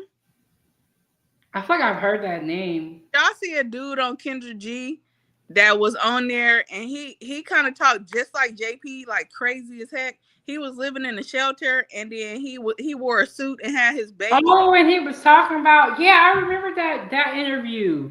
He was talking crazy. He be in my chat. I'm like, is he still living in the shelter? He's not in the shelter no more. He got his own apartment now, but I don't know how he got them high ass standards living in a shelter with an arm baby. Okay, so you know the one I'm talking about. That's him. That is him. He was talking about black women this, and the baby was from a white woman, it looked like. Hey, JD, yes. No, yeah, so he be on my channel now, chat. I'm trying to get him to do it. He said he'll do an interview with me. I think you should do that interview. It's a little messy, but you got to get out the messy sector, LG Bo. Yeah. I know you like to watch these people. You were laughing. She liked the messy sector. Get out the messy sector. She liked it. Hey, Jay. Oh my God. You get a little excited when the messiness. It's entertaining. I ain't gonna hold you. My life is a little boring a little. Yeah, you went out to a riot. I mean, not a riot, a protest. You was out there with the protesters talking to them. That's ultimate. Yeah, I get thrills out of that kind of stuff. See what I'm saying? This is great. Scorpio said, Chivo, we wanted to fit in. Yeah, you can't fit in with these people. I don't even want to fit in. Fuck them. I'll make my own group. Dang. Yes. Mama? Make my own group. Yeah. And I know I don't fit in. That's why I'm going to be who I am. I kind of stand out, but I get what you're saying. I do be trolling a little bit. I be trying to wake up on the good side of the bed, asking the Lord to help me. You be having that devil on your shoulder though when you click on JP channel. Yes. Mm-hmm. Yeah. He triggered me, man. So I was like, hey, this is gonna took me took me down a different path, child. But yeah. But you can't let them trigger you. I'm definitely about to get together. I you know, I got to put myself in positions where the stuff that I say I want, I got to be ready for. You know, I'm surprised you don't watch more God-based content. Like, there's a lot of content creators who have, God-based content. Like, you don't be watching none of them. That'll help you get your algorithm right too. Yeah, they're not around here though, because I mean, even those God-based that we see around here, they still be in the same dang lives we all be in. Yeah, it's interesting. No, that'll be where I be at. You need some hoes when you tune in over there. Listen, it's all of that, JD. Yes, all of that. But no, I definitely I agree. You know, yeah, I agree, Chad. I need to get my. You under 35, right? Man, I wish. Trying to be sweet. Guess what? Did you say he's sweet, baby? I look. They be thinking me and my son are brothers and sisters. Okay, I do not look like I'm about to be 39 in about a month or two. I'm about to be 39. So between now and age 41, you're gonna go through a whole nother mental transformation. Yes, I know, and I'm trying to prepare myself. The only way you can prepare for it is continue to think about life going forward. That's where I'm at with it, Coach Ferg. That's the only way you can do. And you may have to step back for a while. A lot of people, I think that's what, in working with a lot of people who didn't have the confidence, who believed that the world was against them, you have to be willing to step back a little bit, get away from all the excitement of the lives and things like that, and sort of just walk in the energy that you want to be in for a while. So when you come back to these spaces, you'll be able to be a little bit more controllable or you'll be in control of your emotions. Certain things people say won't get you worked up, and people do. But the hardest catch is, for me, when it comes to children, I guess the word I'm trying to say is, I don't have any pity for anybody who sort of puts children in danger. Not at all. Or does anything to them. They can burn in hell. I don't give a damn if you the mama, you the daddy, whoever you are, to do something to the most innocent of us. You can get what you get. And when I mean burn in hell, I ain't talking about after you leave here. I'm talking about now. Your life, I hope your life is shitty. I hope it's, what I'm saying? I hope you go through that, because when you sort of do things to sort of hurt the most innocent, then yeah, you get what you get. And I don't support that at all. That it don't matter who it is to me. Yeah. But that's just me. Not everybody, I spend a lot of time working with young people. I've seen a lot of young people cry. I've had clients that were born with drugs in their system. You know what I'm saying? I've seen those effects. I've seen clients whose parents told them that they can't wait for them to come to jail and visit them and be in jail with them. The parents in jail, they want the kid to go to jail. I've seen those cases, but I don't give a damn about how they feel. Shit, do something right for the kid. Get a kid opportunity. That's my thing. Just give them the opportunity, then they can make their decisions. And it is what it is. Right. Y'all blessings will come, though. It'll come. Right now, if y'all got $1 million, y'all probably buy a whole bunch of shit. But you know what? I was thinking, Trey, it's going to be what it's going to be. It's really up to God. It's really not. I know we be wanting things right then and there, but it's really not up to us. We're going to get the blessings when we get the blessings.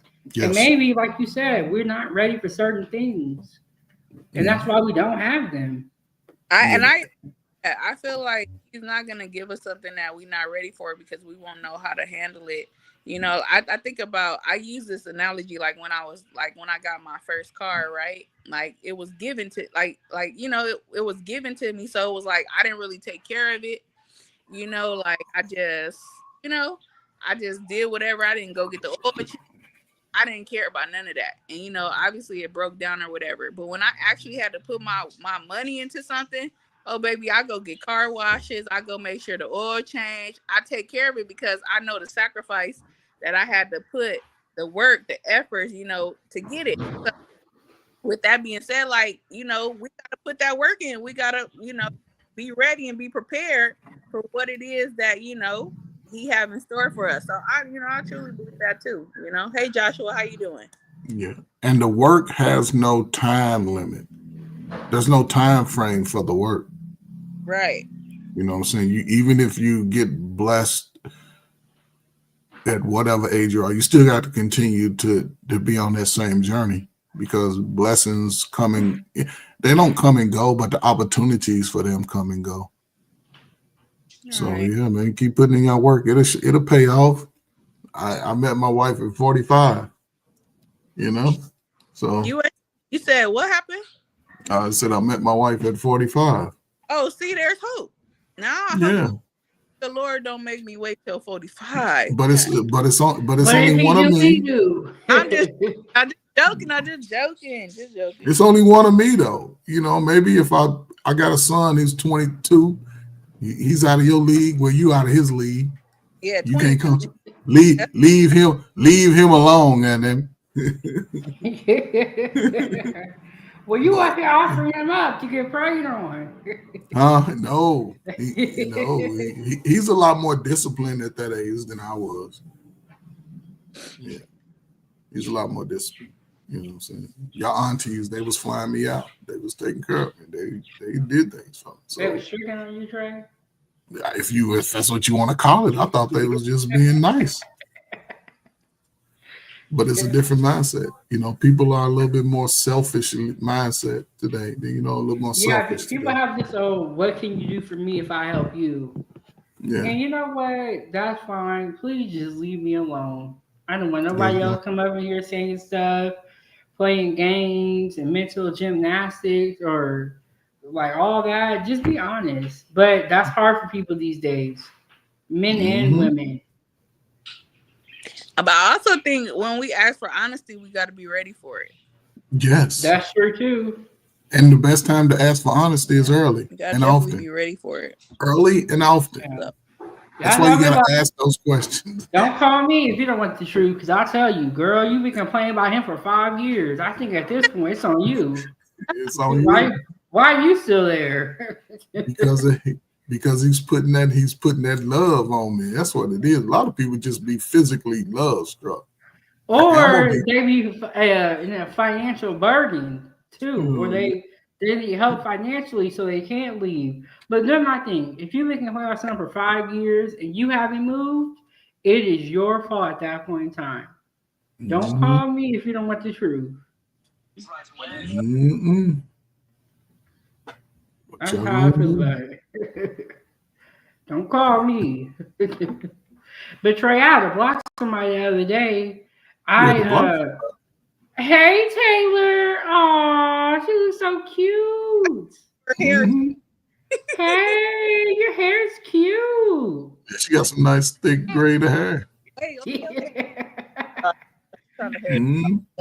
All right. Did you do it, Chivo? Yeah, I did it. You did a good job. So I wish more mothers would do that though. Take that time and invest in the natural hair of a young woman, man. That shit is. Yeah, I be doing like braids. Let me see it again. Let me see her again. She got the bow rats on. Chivo, you're muted. That's cute. I never did Ava's hair that way. That's cute though. I can do that too. I seen it on the on Facebook. I was like, oh, I want to try this hairstyle. And so, yeah, I did. Yes, baby, yes. I'm on. Ava would be like, my head hurts when I go to sleep. Just a little. You only got like 5 minutes with kids. Like, honestly, like 1 minute. And then they leave. Yeah. That's what it is. They but grow up. Don't get me wrong. I like braids too. Braids is convenient because you ain't got to keep doing it. That's why I always do braids. I never did Yeah. like styles like that on Ava's head. You But gotta Ava maintain it. complains too much. She complains too much. She be like, my head hurts at night. She be like, ow, mom, ow. So I just give her the braids. Mm-hmm. Did it? Listen, did it? She be like, is it gonna hurt? Yes. I want to take my baby to the beautician, but so I have a braider that braid, but then I also have a person that do my hair straight, right? And so she told me, she was like, yeah, I don't force kids to get their hair done. Like if they can't sit there and get their hair done, I don't do kids' hair. So that's why I got to take their hair straightened before. But again, allow her to have her hair until she makes a decision to change it. That's the catch, though, because you want your daughters to grow up to have a full head of hair. I know. Oh yeah, she got. See what I'm saying? But you don't want to strip the nutrients too early. No, yeah, I get you. You know, a lot of people get it because they don't want to pay attention to their babies. Y'all pay attention to y'all children. That's the difference. Yeah, I be looking. I like, did you do this morning? Did you do this? Don't leave the house looking crazy. A lot of people don't. But Trey, they send their kids to school with bonnets on. Like, yes. Dressed just like they would leave the house. Bonnets and tights. Who in the hell send their kid outside with some fucking tights on? Come on, man. Going to school. Doesn't make sense. All your baby's pants should have pockets on them. Front and the back. Front end. Let me be an advocate for this real quick, all right? My daughter is like she like touch sensitive, so she don't like jeans. So yeah, she do wear tights, but like for her uniforms, I found jeggings that look like pants, so they got the pockets or whatever, and it's still the uniform. Like it's like a thicker material. It's still giving tights like jeggings, but they, and those are working perfect, man. I ain't gonna hold you. And let me say this, y'all know my baby's a gymnast. She does not like wearing jeans like that. She liked the little tights so she can do her flips, but I make sure her tights are not see-through and her booty is not hanging out. Yeah, like the shirts are like a nice length. Yeah, like all that small belly shirts, get that shit up out of here. Again, y'all pay attention to y'all babies. Now, when your kid got tights on and see-through and her shirt is small, that's too grown for me. I don't like it. But it's okay, right? But when they turn 12, 13, no. It's a difference. They gonna attract a different type of attention. Especially if you look at your old high school pictures and you was built like a goddess, your baby might be built like that too. So protect them. See, my thing is, they was like, protect them from the perverts. It's a lot more creepy dudes out there. Protect them from it. We was alive then talking about if it was okay in the country for you to date a 16-year-old. What the hell? I wish a nigga would have came on my house out of high school talking to my sisters and they was 15, 16. It wouldn't happen. My daddy would have cussed them and their mamas out.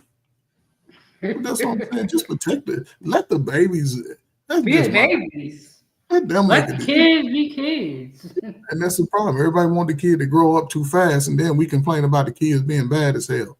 Yeah, we've been seeing. One thing I used to try to talk to young men about. I had a 14-year-old one time. He told me he was addicted to porn. Now, how could you be addicted to porn at 14? It means somebody in your family. He said, man, my uncle turned me on to porn. I've been addicted to porn. I watch porn every day, all day when I get out of school. What y'all think he gonna be like out there when he start dating women? You think he gonna be taking his time and figuring out her needs? Or y'all think he gonna get right to it? He gonna get right to it. That's what I'm saying. So he gonna get creep. Well, he might. Yeah, he could be. He might be one of them takers. He's definitely not gonna be normal. But yeah, that's like our children. Some of them are exposed to is just really crazy. Y'all remember that girl with that fan who was doing that dance, a boots on the ground? Yeah, that was crazy. Now that's one of them kids. I was like, you're growing up too fast. but that's the way her mama was bringing her. Yeah, and she was capitalizing off of it. Yeah. Nobody giving a damn about them kids. Now, see, to me, not giving a damn about them kids is all in the action. It's in the action. Yeah. You don't expose your kids like that. You don't expose them to things like that because what I seen was starting to develop with her. She was taking her child and putting her in spaces, and then she wasn't always there to keep an eye on. They were taking the kid off and doing whatever, and it's just unsafe and unhealthy to me. But people want to make their money, and they don't give a damn how they do it. They go scam, and put the kids up on the chopping block, and then say people are creeps. But I put my baby up. And then when it all ends, they ain't got no money. All that for nothing. All that for nothing. All that for nothing. So here we are, looking for a reason. Okay, Trey, you can sing too. No, I can't sing. That's why I play football. But I'm just saying, we in this space, and y'all in the thick of it. So y'all have to work it out for y'all. But Trey, I don't want to be in the thick of it. But you can't avoid it. You can't avoid it. You in the prime of your life. Y'all in your early 30s. Y'all in the prime of it. Y'all just have to find a way to navigate through it. And be open and honest with your children. Be open and honest. Especially when they come of age. About 13, man, be real with them. Don't lie to them. Even if it's a ugly story that you have to tell, just be real with them. And be real with their friends, too. Stop. Mm-hmm. Hey, Rashford, how you doing? Oh, but Trey, life is so difficult. That's why I be praying. It's not difficult. Life is not difficult. I think that like all the little stuff that go into it and dealing with the people, and I think it can be difficult. Yeah, it can be difficult. It can take you to a difficult place if you're not open and honest with yourself. I learned to accept my ugly a long time ago. And my parents kept it real. My mother one told me about girls. She saw me sad over a girl one time. She caught me, ran out there and cussed me straight out. She caught you doing what? Ooh! My girlfriend had made me mad. And the way our house was, if you sat, we had one of them bay windows, and if you sat right there at that bay window, you could see me walking down the street because there was a park going away from the house, but at the corner, and she saw me interacting with her within that area, and my girlfriend stormed off. Then I stormed off and went over, was sitting on some steps around the corner. My mother came around there because she had saw me. And boy, after that moment, I said I'll never be running up behind the girl again. But I wasn't mean to girl. I was never mean, like cursing girls out. You don't see me calling girls out their name just because they say something to me. I just say something back, but I'm not going to curse you. I never grew up cursing girls out. No, they curse them out these days. Yeah. They but go again, back and forth with them. Yeah, it's not that, you know what I'm saying? I'm not going to be with every woman. And I don't know, man. I just look at people outside of sex, male, female. I just take people for who they are. So. But again, it takes consistent messaging also. Messages that y'all give y'all children consistently, those will be the ones that they'll always go back, be able to reference back to. Because I didn't believe shit my father used to tell me about life. And it seemed like every time I went outside, I'd be like, damn, he was right. You know what I'm saying? And we take on some of those, characteristics of our parents. But leave it up to people now. Every parent was a bad parent. My parent didn't teach me shit. My father never talked to me about sex. Never. That's true, Trey. It's like everybody had a bad childhood. Yes, that's all you hear on YouTube. Parents didn't teach you that. Man, didn't you ever learn on your own? Yeah, but it ain't the same. It is the same. Learning is learning. And half of us don't listen to our parents when it comes to the opposite sex that we like. Nobody listen. I ain't never thought about my parents and them telling me about sex when I was ready to get some. They the least people I think about, especially as a teenager. I was reading this stat. By age 26, less than 5% of Americans are still virgins. Wow. And the numbers are higher for men being virgins just because men don't have it like women, but it's like 5 to 7% for women, and it's like 7 to 10% of men are still virgins by age 26. Dang, that's crazy. So that means everybody's getting it in. At least one time, everybody done had tried it. Now, a lot of people may not be consistent with it, but at least they done tried it. Whether they paid for it or the girl from high school, all of it. So, and I don't think most people, and y'all can correct me if I'm wrong, El Cheapo, with your son's father, were y'all close in age? Yeah, we was a couple of months apart. Yeah, see what I'm saying? We not going out here just sleeping with people 20 years older than us on a regular making babies. The person that took my virginity was my middle school teacher. So your middle school teacher? Yeah. So I got stories to tell y'all. You know. Okay. This one. So El Cheapo, with that, right? This is unique. This is a unique conversation, right? Yeah. I'm gonna take it off for you, right? Yeah. The fact that, how old were you when that happened? He took my virginity at 16, but we did some things when I was 13. Okay, so a 13-year-old, are they listening to their parents who's moving like you were moving? Huh?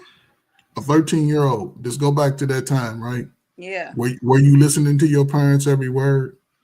No. Right. See what I'm saying? We all go through that, right? So in not listening to them, you sort of fell into something that you really wasn't mentally or physically ready for. Facts. And that person took advantage of it. Absolutely. The problem is the pervert. That's the problem, him, because he understands that the mind, especially a young mind, can be easily manipulated. That's why young girls like dudes in their 20s that come around with the car and the flash and taking them out to eat. That's part of that. It ain't new. It's been going on since, I don't know. And you know what? Like, I think that experience, like, because it took a long time for me to even acknowledge that was a problem. Because I was like, oh, that was my first love and all of this crazy shit, right? Yes. But I think it affected me because now I have a daughter, and like that trust that I talk about, right? Like, that's why it's like, I'm not so quick to get it to bring nobody around my kids. 1, 2, when she's at school, like, like she like there's this like science teacher that's a man, and he just like, so like, hey to all the kids, hey, hugging and stuff. And like one day my daughter hugged him, and I like just instantly like, Taylor, you ain't gotta do all that, like give him a high five, like, because in the back of my mind I remember what happened to me. But what did you tell him though? What did you tell the man? I told him like, oh yeah, no, she could just give you a high five, like, like yeah. And that's what I'm saying. You can't. My daughter is like a really loving kid. Like, she'll give a homeless person a hug. You get what I'm saying? Like, for real. Like, I have that's a little bit much. No, but that's the thing though. Cheapo, what I'm trying to say is, a kid is a kid. Yes, the fact that she's an affectionate kid, that's a kid. That's most kids. They'll hug anybody if somebody say give me a hug. But the fact that a person in those position of authority, they understand those mindsets and how they can be easily manipulated and taken advantage of. Mm-hmm. But I have those conversations with her. I let her know, like, hey, it ain't to scare her or anything, but it's to let her know that there are some sick people in the world, and like, and I even like, hey, I have her repeat back to me, what are these areas? These areas right here, nobody's supposed to touch these areas. Like, I have these conversations with my child. You know, Yes. yeah. Continue to have them. Continue to have those conversations. I think my throughout. mom like so wrapped up around me getting pregnant that she tried to keep me away from boys. You know, like Mhm. in the house. But you see what happened? This was happening in school, in class.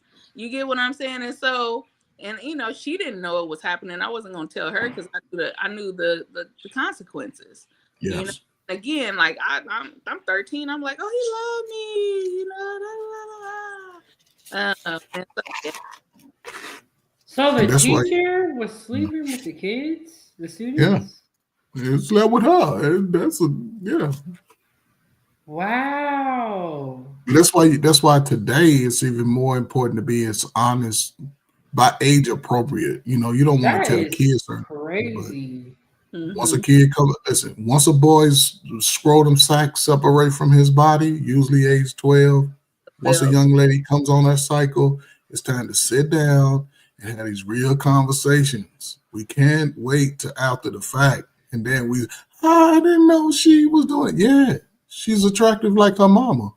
Mhm. And there's weirdos out there, Mhm. perverts out there. So I Hey, say just podcast. What's going on? And then so after that, it caused me to seek out older men. So like you know, like so I'm 16, getting picked up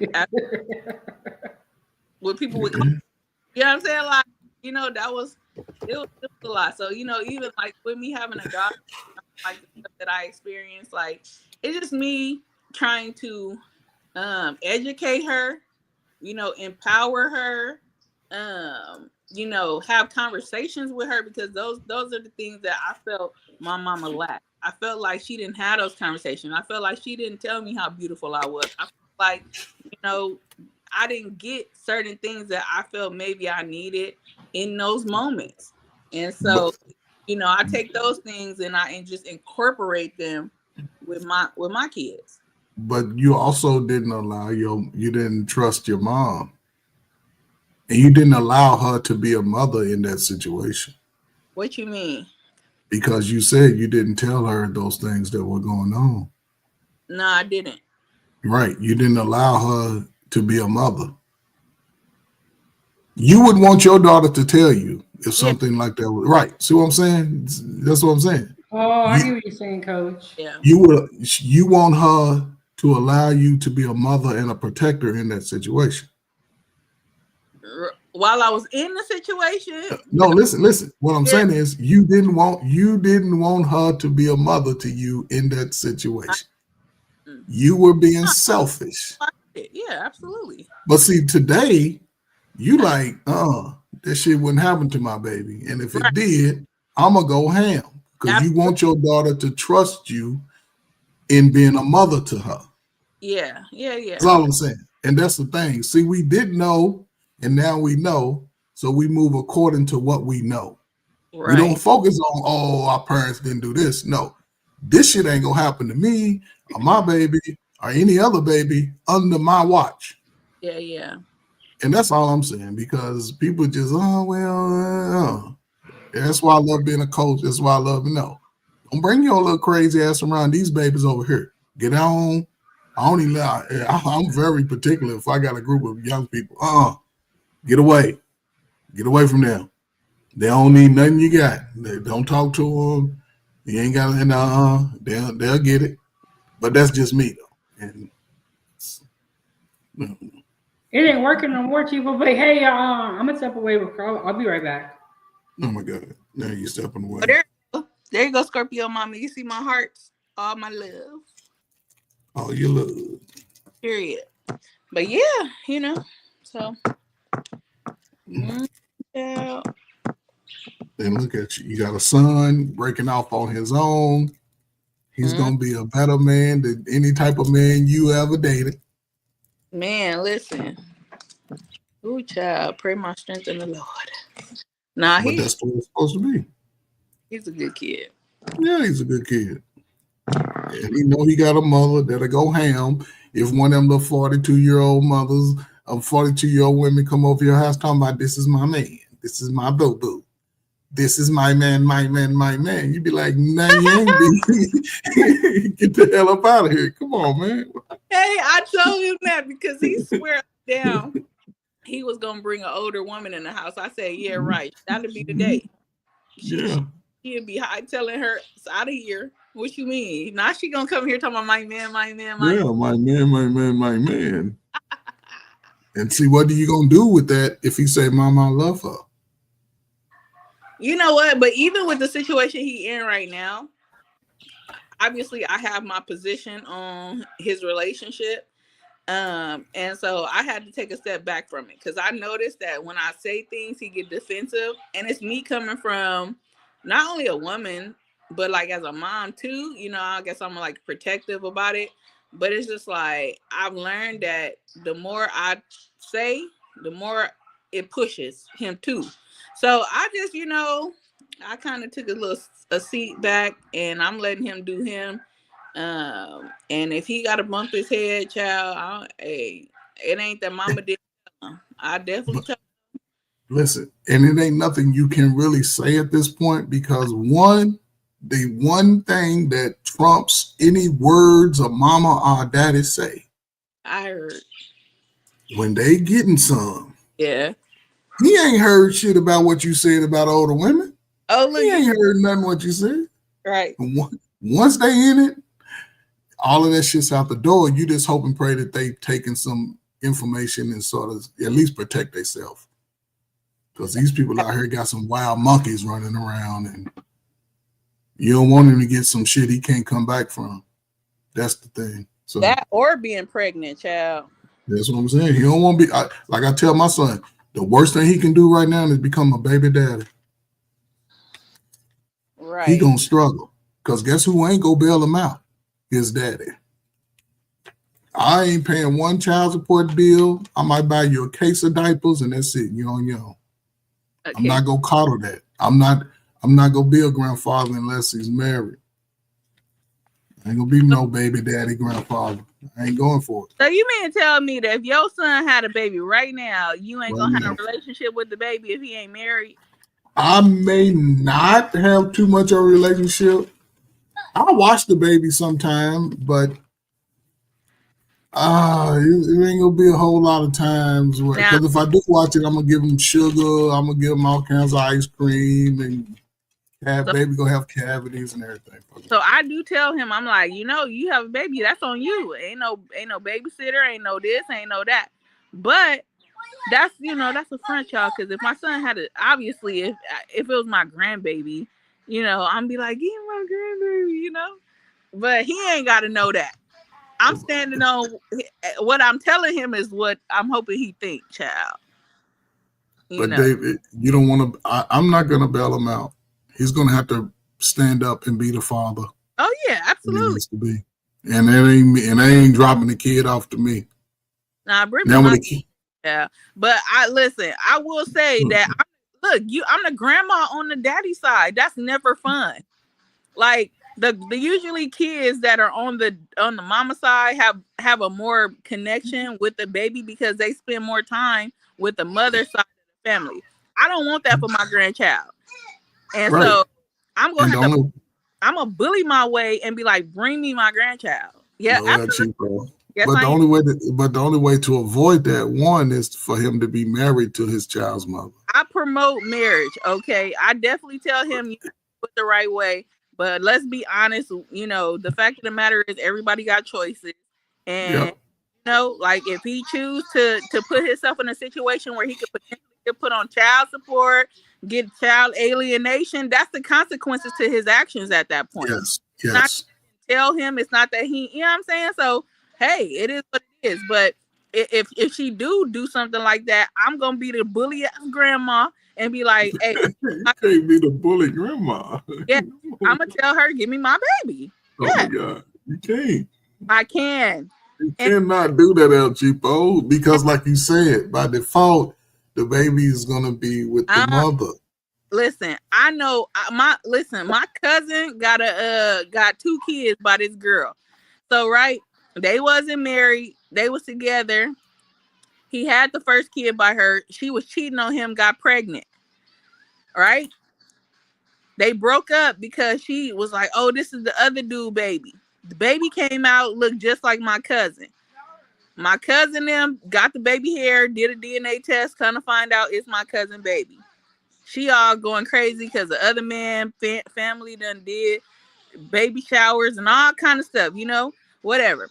So, she was giving my cousin a little hell at first, like taking him to court, like all kind of stuff. But my cousin fought for his kids. Like, so they have joint custody.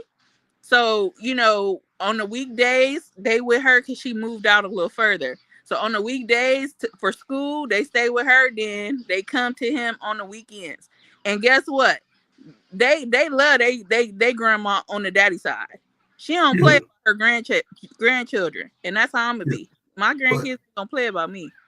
But here's the thing, though, Chipo. Yes, that would be a great scenario if that could happen a majority of time, because most fathers, I think, if most fathers, let's just say going forward from the time that this happened with your nephew, right, Cousin. and go with your cousin, and going forward, if most fathers were given that type of access through the courts, we wouldn't have these problems with these young folk.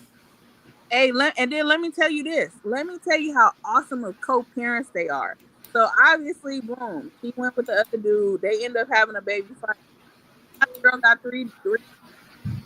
Hold up. So she was with your cousin. She got pregnant by him, but then she went to another man, and then she had that baby, and then she still had a baby by the other man. Yeah, end up having a baby, right? So look, guess where they come on the 4th of July? You breaking up out, Chipo. Guess what? I said, guess where they come on the 4th of July? Where they come? They come to your families. They bring all 3 kids and the men. And why do you think that is so? I think that's a beautiful co-parenting relationship. But why you think that they are able to sort of have that type of relationship? I think because they both moved on. I think what it was, and they being adults about the situation. And the fact that he has access to those children. Most men are not going to alienate the children from the mother. Right. I know somebody that co-parents like that too, and they actually take family photos with all the daddies in there, all the kids. Damn. Yeah, I think that's dope. I ain't gonna hold you. Yeah, but it takes strong-minded people. It takes people to be open and honest. And we know by default, most people don't. And this is for me. If women want to see, some women who are single mothers and they have this, and it's not everybody, but if you have a dude that wants to be there for their child, take that child over and let that child grow up with a consistent relationship with that man, because what that does, one, alleviates a lot of stress off of you, it alleviates a lot of those difficult conversations that a father would have with their child. Because I'm sure he'll tell his son or daughter, you ain't gonna be no baby daddy or no baby mama. You know you ain't. You ain't gonna be dating anybody. But those conversations don't get had until it's too late.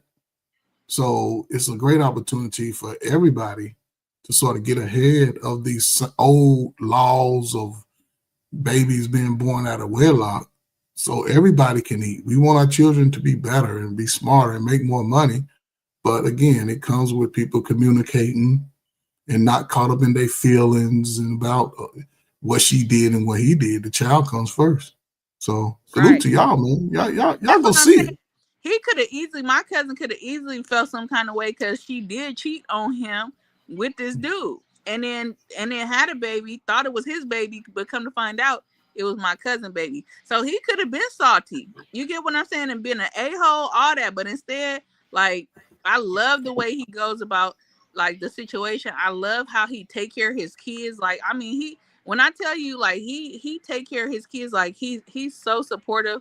He young. Man, he probably like 30 now, but and one of them like 8, 9, and then the other one probably like 6. And so he take them everywhere. Like, he makes sure they look nice. Like, man, it is some dads out here that really put their best foot forward when it comes to their kids. And shout out to y'all. Most black dudes do. We just get a bad rap for that low number of baby makers. Most fathers want to be engaged, but if we broke our heart, come on, man, you know it. If we broke your heart, it's over. I got my heart broken, and I don't alienate my child from her daddy. So my experience is, my experience, but I'm not opposed. You can call me right now and say I want to come pick Taylor up, and I'm like, ooh, let me get her dressed. You know what I'm saying? But I'm not over here like pressing the issue, like, oh, you need to come get your kid. Like, I'm not gonna force nobody to do nothing. Yes, for sure. And you had your father in your life, so it's a difference. Yeah. You grew up with a man. R.I.P. That's what I'm saying. Some people learn it, and some people grew up in it. So when you sort of had that example, you understand the importance of that. I wouldn't recommend chasing no man, but if a man come over and say, let me get my slow ass kid, get a slow ass kid to the man. Yeah. Say, bring him back, nigga. Bring him back. Give him a bag of clothes. Don't be holding off his clothes. Brothers, if you go over and you got a young baby with a woman, don't take your new ugly girlfriend over in her face. Don't do it. Tell her wait for you at the park or at home. But just don't rub it in their face without having the conversations. But who knows? And that is, I wish I could talk about it, child, but I said I wasn't going to talk about this kind of stuff on my channel because I don't be knowing who's watching. But, man, listen.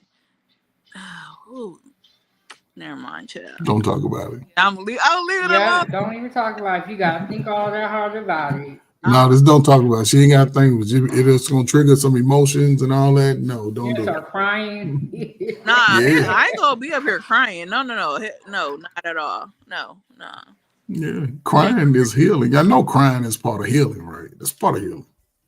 Well, yeah, I ain't nothing wrong with crying, but I don't know if people should be crying on YouTube to people that don't care. Yeah, don't cry on YouTube. Yeah, we care over here, but some channels they be crying. Yeah, the next day they be laughing at him, slow playing the video. Nah, all that. No, but I will say, all right, look, I'm gonna get this little context. So ever since we broke up, my daughter has not spent the night at her dad's house. And so, a couple of months ago, he hit me up and was like, oh, I want to take her to Vegas to go see her brothers, da-da-da-da-da. I was like, And so I never gave a definitive answer because I'm like, who all going? How long you going? 4 nights. You all know my baby have epilepsy. He really never dealt with that because he, so whatever. So a month went by. I heard nothing about it. Then I get a text message saying, oh, when should I come get her, tonight or tomorrow? I said, wait a minute. We never had the conversation. Like, first, if you would have let me know anything, I would have told you that she said she didn't want to go if her mama wasn't going. That was 1. 2, you don't even keep her overnight in LA. What make you think I feel comfortable you taking her all the way to another state for 4 nights?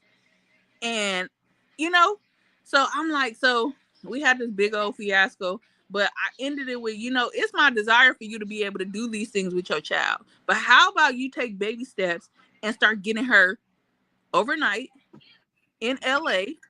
Because that'll give me an opportunity to be able to have time to myself. I can't even if I wanted to go hit a corner, guess what? I got to be here. Especially now since my son working, child. Since my son is working, I can't go do nothing. I can't go date. I can't go to the parties. I don't party, but I'm just saying I don't have no time to myself. And so yeah, man, it just certain little things that just, child, they get on my nerves. But, and ever since then, do you think he said, hey, well, I'm going to keep her overnight? I ain't heard nothing else. Come to find out, he went to Vegas with his new girlfriend and her kids. So it's like, oh, so you wanted her for that because she got her kids going? So it's like, oh, I need to take mine. You know what I'm saying? No, come get her when you ain't trying to impress that broad. That's where I'm at with it. You get what I'm saying? Like, yeah. So in that situation, I did say no, she can't go, but it was for several different reasons. But I do desire for her to be able to have those experiences with him, but I got to be able to trust him in those moments. Yeah, that's 100% all the way. You know, I wouldn't tell you do anything different, but even with him, right? Like you say, your daughter has I'm not sure what it's classified as, but whatever she has, I think it's important for him to be educated on it also. Oh yeah. Because if he's not educated on it, it doesn't matter. He can take her 3 miles away from home. If he's not educated on it, he may look at her having an episode as acting out and respond totally different. So I would just tell him, listen, and I'm sure you got plenty of literature on it, and the resources. I'll be like, I would send that nigga the links and say, read this. When it comes to Taylor and like her and the seizures, like not only do I empower her to know that, hey, you have this, because at first I used to sneak the medicine to her. I got to a point where I was like, you know what? No, this is what it is. I have to give you this medication to prevent you from having seizures. Okay, mama, what is that? Let me tell you what it is, baby. Like I found like a little cute cartoon video to show her, you know what I'm saying, what she experiences when those times happen. Because when it happens, she wake up in the hospital and she looks around trying to figure out, how did I get here? You feel what I'm saying? And so then I started doing like epilepsy walks. Like I participated in like the national, like raise money for it, just to show her like, hey, this is what's going on. I think what really empowered her was like at school. You know how they have breast cancer awareness. Okay, there was a day where all around the world, everybody wore purple for Epilepsy Day. I let the teacher know. Guess what? She sent out a email to all of her classmates, and you know what they did? They wore purple, and they talked about seizures. And my baby came home like, Mom, today was my day in my class, which helps her confidence, because that's what I'm about, building her confidence, letting her know that, hey, it's okay to be different. You dealing with this challenge right now, but it's not to say that you'll deal with it forever. And if you do, that's okay. We're going to learn how to do it and deal with it as the time goes. Or whatever, but I be wanting to incorporate him, but child. So yeah, it is what it's just about the education. You know what I'm saying? Make sure that she's well educated about herself. Really, Rasbo? And everything else can play itself out. Wow. Yeah. Wow. Absolutely. No, salute to y'all, man. Y'all taking care of your babies. Y'all doing what y'all have to do. It's not a job to take care of your own child. It's how much you invest into it. Yeah, I believe because 907's daughter, she's doing things and she's being creative. I believe by teenage years, they won't be moving like we were moving El Cheapo back when we was 13, 14, 15. They'll be moving a little bit more discreet, a little bit more respectful than we were doing. So that's what it's about, though. We learn from our mistakes. Right. We teach those and us to be better. So salute to anybody, man. It's always been single mothers that single mothers that focused on their children had better results than single mothers that focus on themselves. So, ain't no perfect book. I tell people, if you can find the book that says how to be a perfect parent, I'll give you $1,000. Man, but that book better apply to you and your mama. And you being a mother, it not be just some old. It can't be just some old random book that some snow bunny done wrote. It don't apply to Black people. It's a different type of book. But yeah, man, y'all gonna be all right, man. Shit, y'all gonna find. I'm gonna see if I can clone myself out there at some point and not clone yourself, child. Yeah, clone yourself. Trey think he's so fine. Oh no, I'm ugly. I used to be fine. I'm just ugly now. I'm old now. Hey. My wife tell me all the time, something happened to me. I want you to be happy. Oh, I'm gonna be happy. I'm gonna be happy. I'm gonna be moving around. Like, yeah, I got $40 for the front, $60 for the back. I'm always catch everybody towards the end of the month when they ain't got no money. Between that 20th and 30th, ain't nobody got no money. You're a fool. You just say $40 for the front, $60 for the back. Yeah. They gonna say they want the whole 100, child. Well, that means they going front and back. They doing both sides. They gonna get flipped over. They gonna get flipped over at some point. Flip over, rotate. We gonna call it rotate. I'm screaming! Oh my god! Yeah, I give them the 100. I got 100. I'm gonna have 100s. Yeah, you give me 15 minutes in the front, 15 minutes in the back. Get the whole 100. Screaming. And they'll do it. Get out of here. Well, the time has been far spent. It's 5. It's almost 5 o'clock here. Like what? It's almost 8 o'clock here. Yeah, it's almost 8 where I'm at. Look, you see what I was thinking, because I was just about to ask you your final thoughts. Oh, yeah. We'll let you go first, El Cheapo, because you was already making your goodbye speech. She was already giving it, was Hey, shout out to 907. Shout out to Coach Ferg.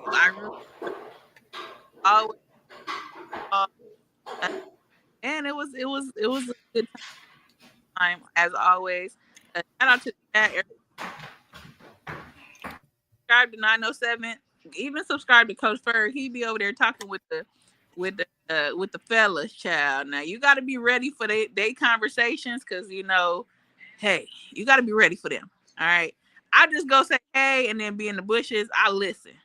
Because I be wanting to get the game, but I don't want to say nothing, and then they curse me out and block me. No, we ain't gonna curse you out. That ain't that type of channel where we gonna be. You know what I'm saying? We don't do that over on Thursday nights at 8. No, we don't do that. Dude. We just trying to come up with a better way and attack somebody. Yeah, we wouldn't attack you. I wouldn't let nobody attack you anyway. So period, poo.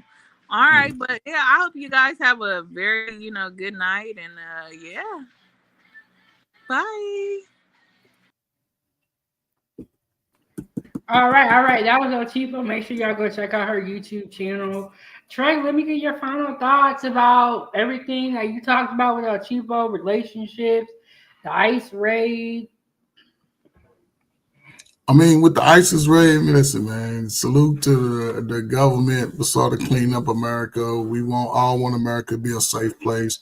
We also want America to be a place where our children can grow up and thrive and be successful. So I'm with it. It's a new space. We've been under Democratic rule. We've been under all of this nonsense that they've been giving us. So any change for the better, I'm okay with it. As far as relationships, man, listen, y'all making it real difficult for y'all to be in a position to have a relationship. Both sides are fighting. Both sides are in a place of scarcity. Everybody's moving with scared feelings and thoughts. So if you want something different and better, you have to be willing to isolate yourself from the norm, step outside of your comfort zone, and only focus on that. And don't leave no question unturned. Ask the question, regardless of how difficult it is. Even a genius asks questions. Remember that.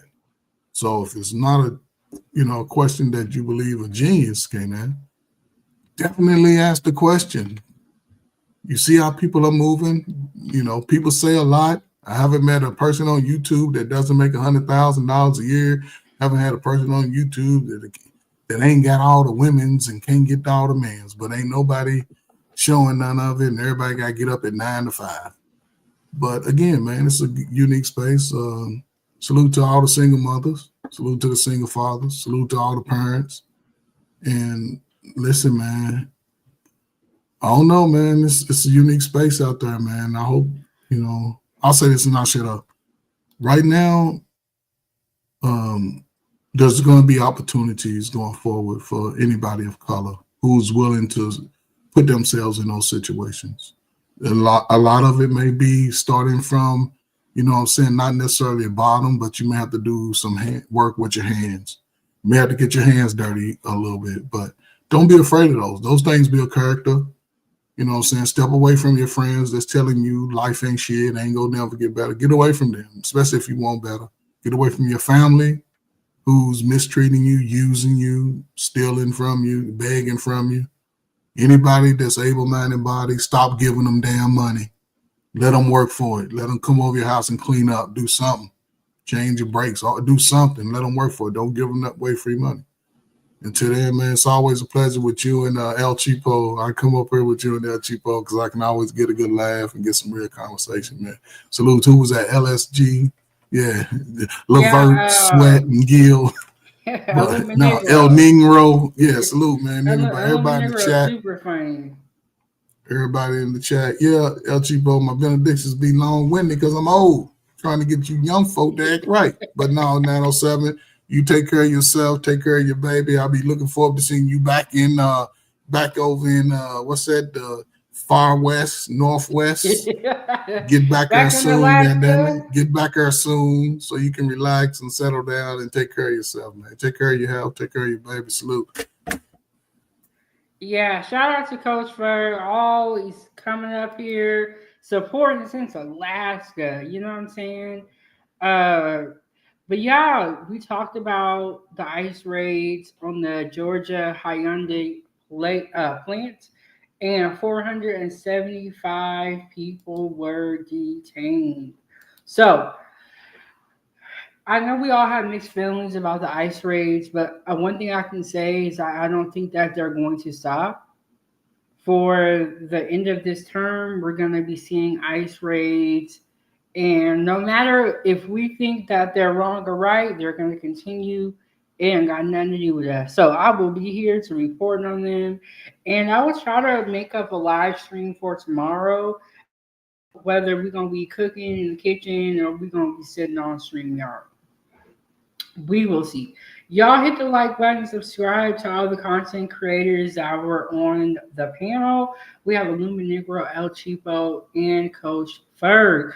But we had a great show, y'all. We are just about at the 4-hour mark. So I'm going to hit y'all with the outro video, and I will see y'all on the next one. Thank you guys so much for tuning in. And it is time for tea at 9:07 Good Eats.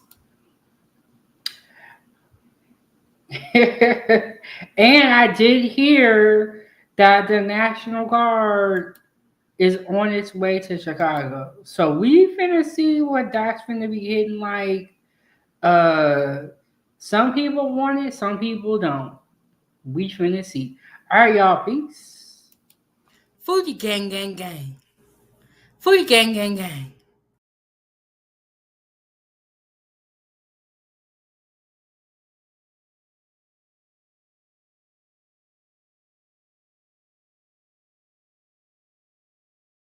Fuji gang, gang, gang. Fuji gang, gang, gang.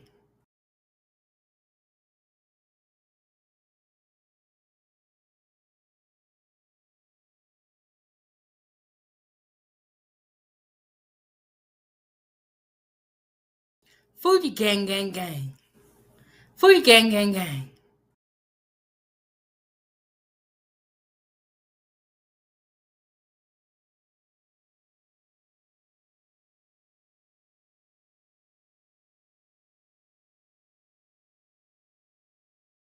Fuji gang, gang, gang.